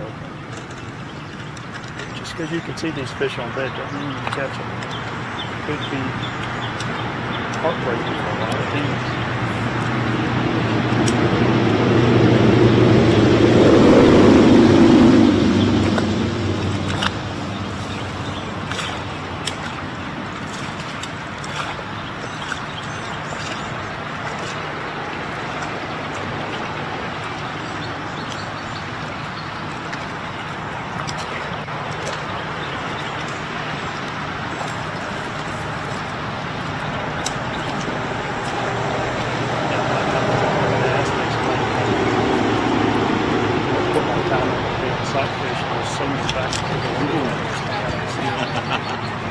Time of day, which you may already have in the box. The reaction of the fish to the fishing for can all make you change your mind. But it's 11-12 now, so we're roughly, depending on what flight you're in. These waves, as people are closer, I'm going to take them up on. Some guys have quite a bit of time left to fish. Obviously, if you've got 3 or 4 good ones already in the hopper, you can spend extra time on the fish if it's a difference maker, especially. So maybe Tyler early. I think he said that was a 4+ pound fish. But he knew that would be a difference maker. It's a lot of time. You don't empty it. It's a gamble. Really tournament fishing, that's kind of what it is. It's a gamble decision. Anglers always kind of have that thing on the back of their head, tell them that I need to change, move, change locations, whether you're sight fishing or not. It's kind of the same scenario.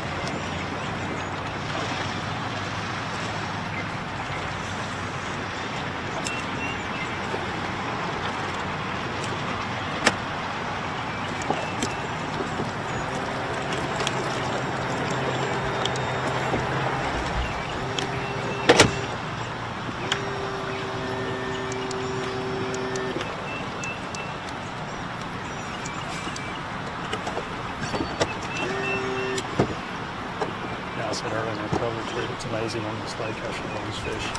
This is definitely what you would call a dirt shot. That fish can't be, it's got to be a foot less than what the fish is doing.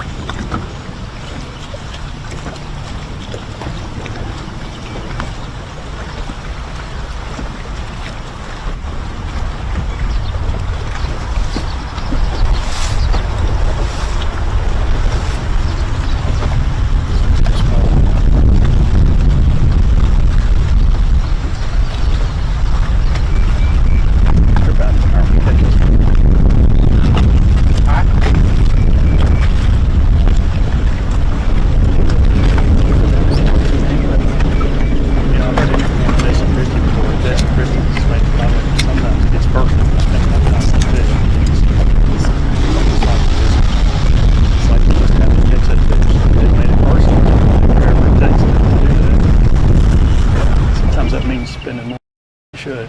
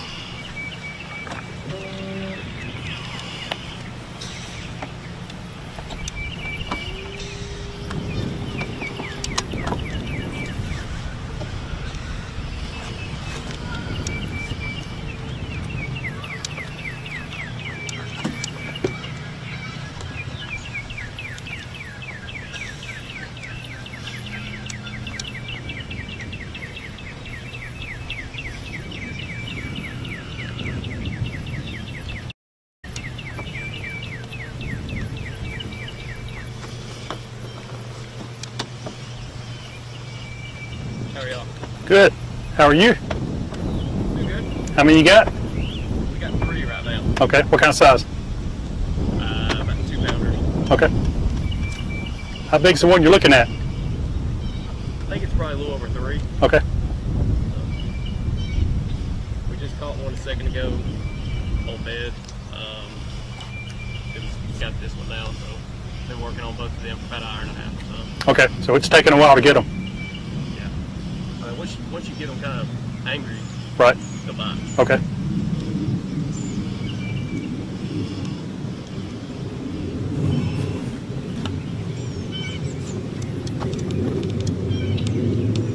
I don't know how much of what he said you guys could hear, but he said that they've caught 2-side fishing and it's taken a little over an hour to finally get them to bite per fish. Said the first one he caught was about 2 pounds. He said this one he thinks a little over 3.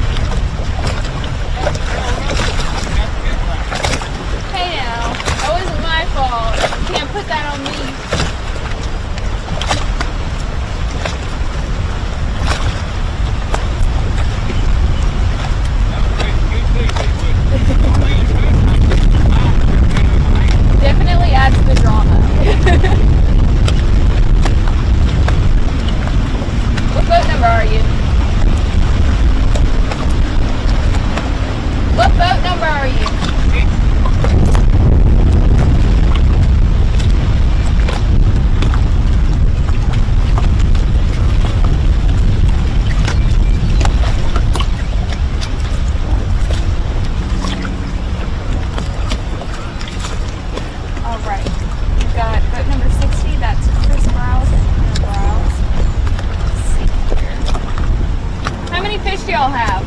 We have one. One? For about how much? We weigh a pound. About a pound?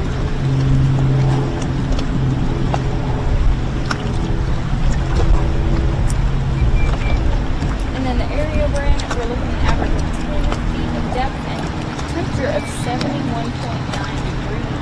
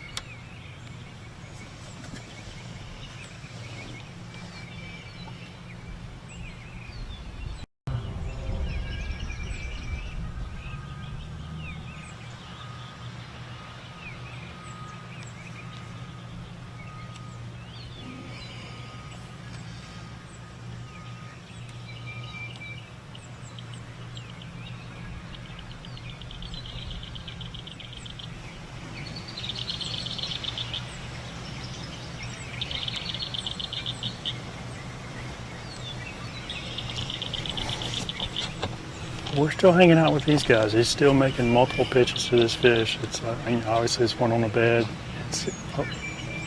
He looked like he's about to set the hook.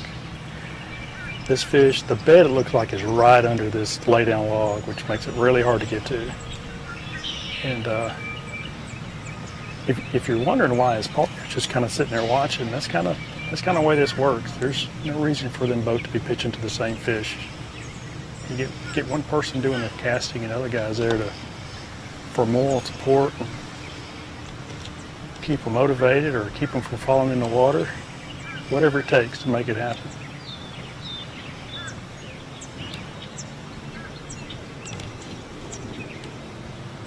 told me earlier that it's taken, this is the second or third one they've set up on, and it's taken a little over an hour per fish to get them to finally bite. He said once you finally make them mad enough, they'll actually eat the bait.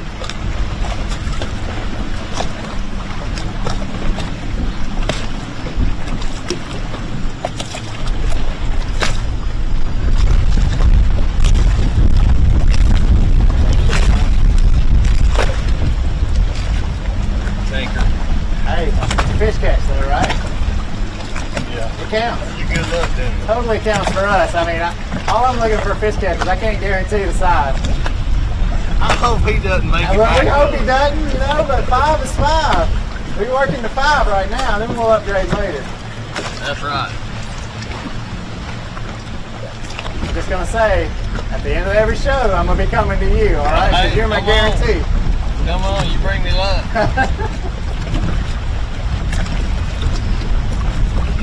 Well, here's my part. Just gonna say.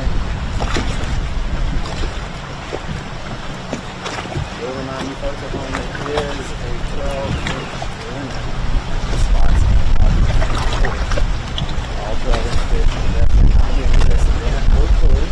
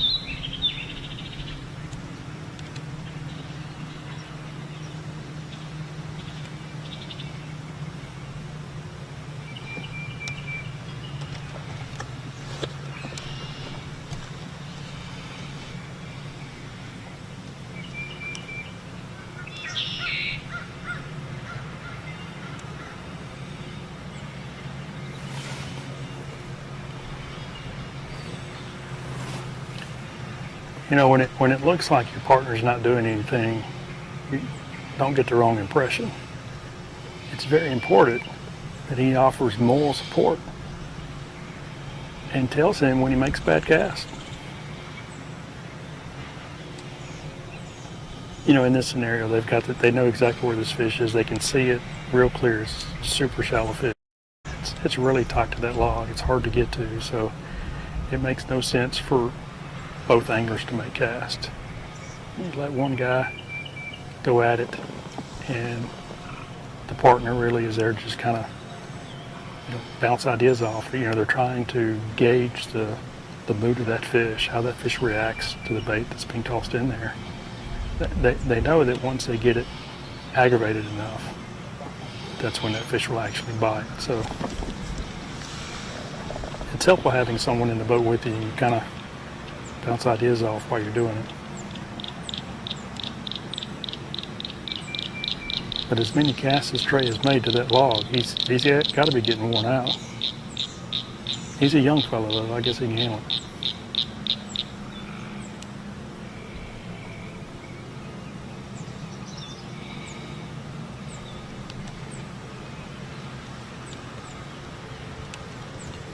Most casts, he's trying to bait to land, you know, right to the other side of that log and get it to just come right over the top of that log so it drops straight down under the log.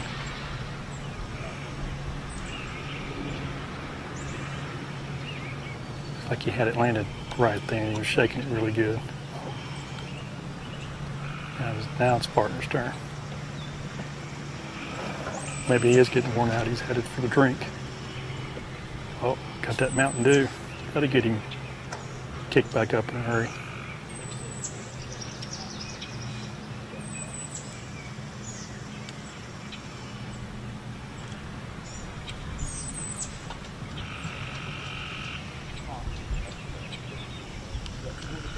I wish I had a little bit bigger weight on it.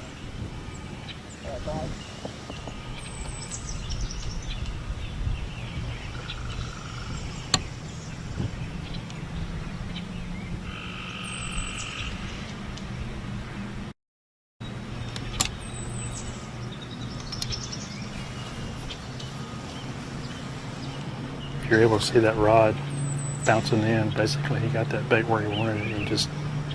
He kind of taps the butt into the rod. He's doing it again. It kind of makes that bait sit in one area. He's not moving the bait, but it sits there and just kind of quivers. It's just enough tension on the line to get the bait to shake. Sometimes it makes a difference on getting the fish to react. That fish is trying to protect, a real small area, and when that bait gets in that area, that's when it really gets the most irritated.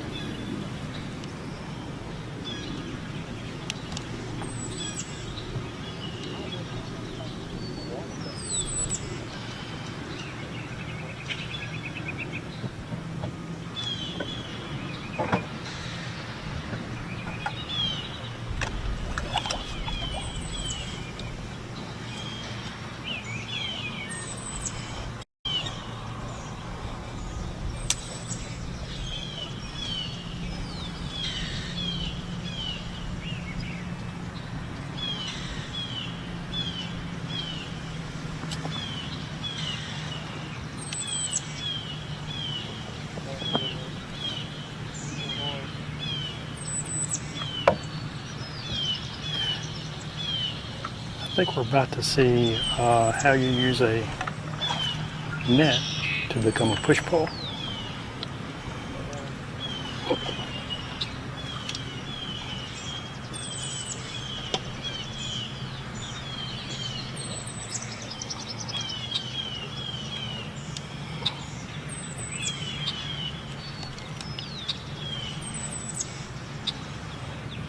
I think he's wanting to kind of back off this fish a little bit.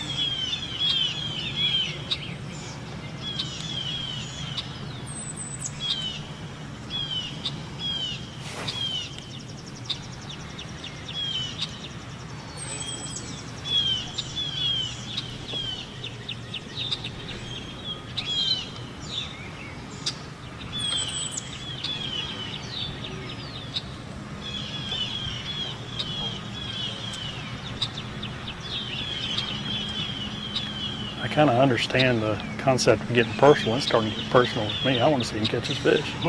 Yeah.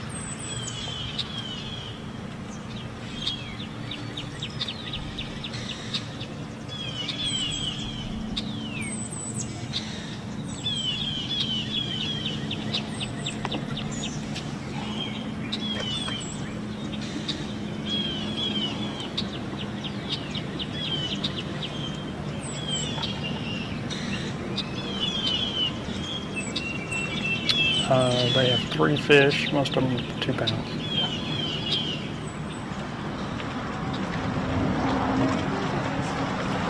Here he goes, here he goes.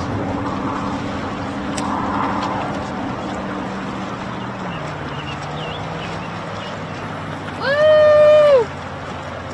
You fulfilled your duties.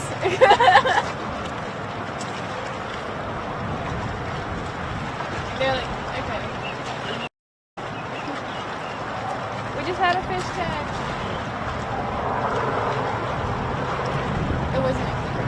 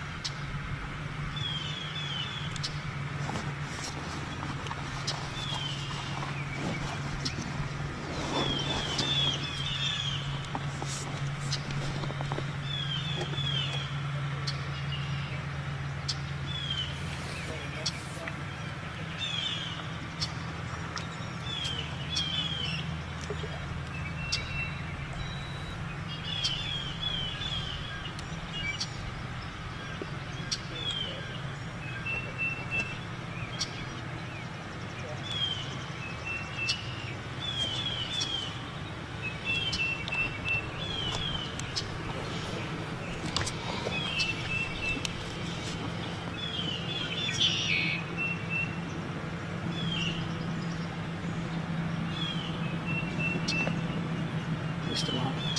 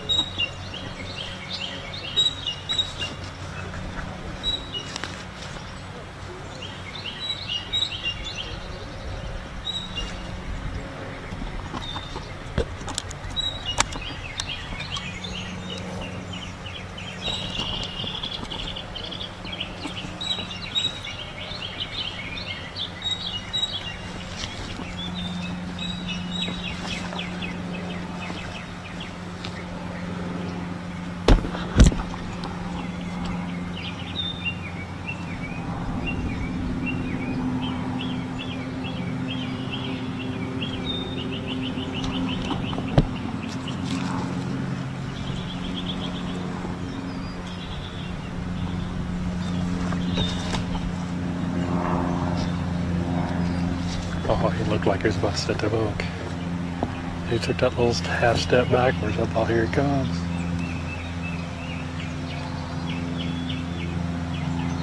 That's at least 2 or 3 times I've seen that, and nothing happened.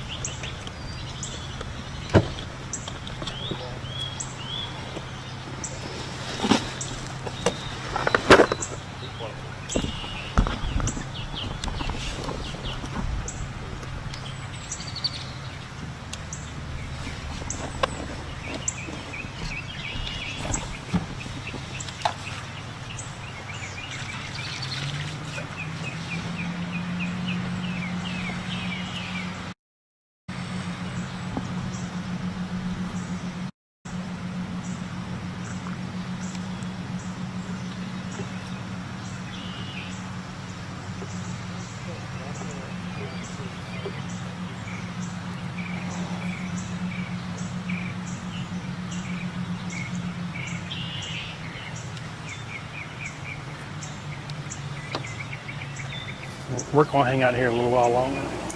Welcome back to the Alabama Bass Trail Live Studio here on the banks of Weiss Lake, and it is that time of the day. Not exactly, it's not 5 o'clock just yet, but it is time for the Busch Light wrap-up of the day. What beautiful weather, what a beautiful sunrise to start off our 100th event, and we're going to get right out on the water with Jason Duran and let him tell you what he has seen out on Weiss Lake today.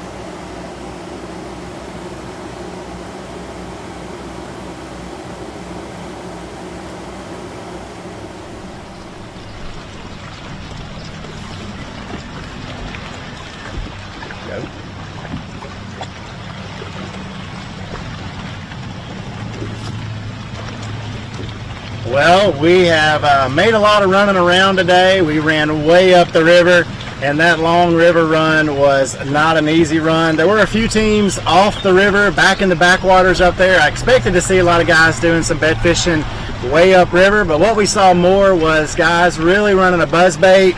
They were running some of the very shallow baits, kind of running along the bank, really trying to get some fish just to strike at it. And what they said they were doing today were a lot of short strikes. So those active fish are there, but they're not really hitting the bait like they want them to. As we move back down, kind of come down towards the main lake, we did catch up with a couple guys that said that, hey, we've seen some fish on bed, but the wind has just picked up so much that we're not able to really see the fish. Our bed fish are a little bit deeper. They hope later in the day that the sun gets up high in the sky and they're able to let that wind die down a little bit and they're able to catch those bed fish. Some of the guys said they had 3 or 4 fish marked. I know earlier in the week some guys said we were post-spawn. We caught up with Lee Pitts and he said, you know, we had a wave come in of fish that had spawned, and then now we really have a wave of fish that are up on bed. So probably going to be able to catch some of those bigger largemouth. So I think we really did hit it on the magical day. The weather's been nice today. It's been really a good day for fish catching. So we're going to kick it over to Laura Ann and see what she's got going on today. I know she's been around closer towards the dam as well, so she's really had a good day of catching fish as well. So let's kick it over to Laura Ann. Spent time in the bottom of the lake didn't do as well. We saw a lot of 1 fish, 0 fish, maybe 2 fish, and so I'm really interested in seeing how that plays. Were there better areas upriver, or were they, you know, we did have one team and we actually tried to go find them at some point at the end of the day that actually did really well downriver and that are supposed to be leading the tournament. And so I really definitely want to keep an eye on weigh-in and see what people were fishing upriver versus downriver.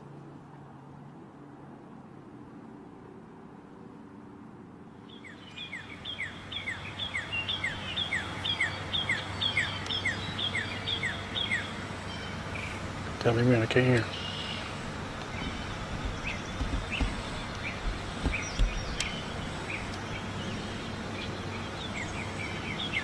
So we've decided to keep the camera on Trey and his partner here for this wrap up because I'm still expecting these guys to set hook at any moment. I've seen them kind of do a back step at least 3 different times in the time we've been here, and I don't want you to miss it if it happens. But it's been an interesting day. I think the fact that we've had 3 cameras on the water today, if you've been watching live this whole time, you've really seen a lot of different things going on in Weiss Lake today.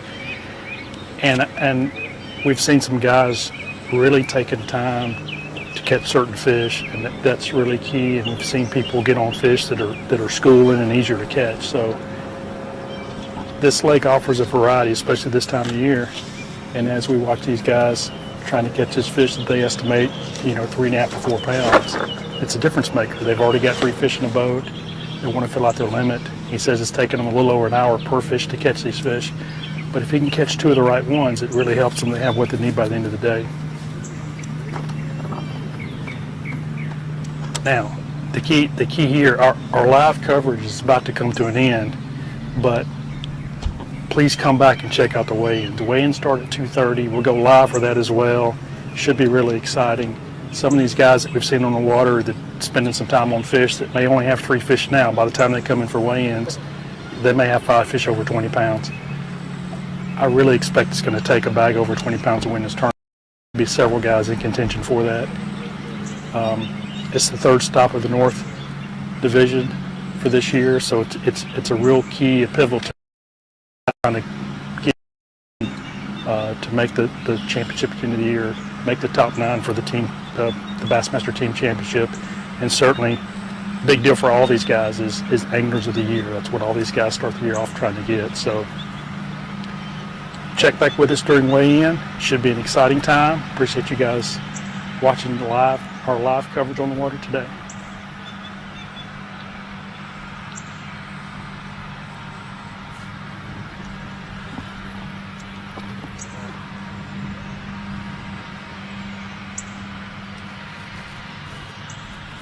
They have 16 pounds. They had 5 fish for 16 pounds. That would be the unofficial leader. And then Drew Hicks and Wesley Webster earlier today reported they had 4 fish for 12 pounds. Those would be the 2 biggest bags that we have seen. As you notice throughout the day, we've seen quite a few people sight fishing. If you ask them in practice or a couple of days ago, they would have said, oh no, we don't see any fish on bed. Well, there you go. They're not going to tell you the juice. They're not going to tell you that stuff beforehand. So that just tells you just how competitive this group of anglers is. But as you can tell, we're closing the book on the Alabama Bass Trail Live here at Weiss Lake. Just as Kenneth said, please stop back by, turn back on to the alabamabasstrail.org website, turn us back out on Facebook. Here at 2:30, we'll start the weigh-in, and I really think you're going to see some big bags come across the stage here at 2:30. So thank you for tuning in today. I hope that you've enjoyed the coverage. You can always go back and rewatch it and see it again. I noticed on YouTube where guy said his dad was online. I'm glad he got to see him online today. We will be at our next stop at Lay Lake in about a month from now. So you guys, thank you for tuning in, and we'll see you back here at 2:30 this afternoon at Weiss Lake. Thank you for tuning in today. Fish Alabama, Alabama State Parks, Great and First job, Federal Credit everybody. Union, Great by job. Mountain Dew, by Garmin, Great TH job. Marine, Academy Sports and Outdoors, by Jax, Bill Penny Automotive, Woodowie Marine, Strike King, Luz, by Bahio Sunglasses, and by Bush Light. See more on alabamabasstrail.org.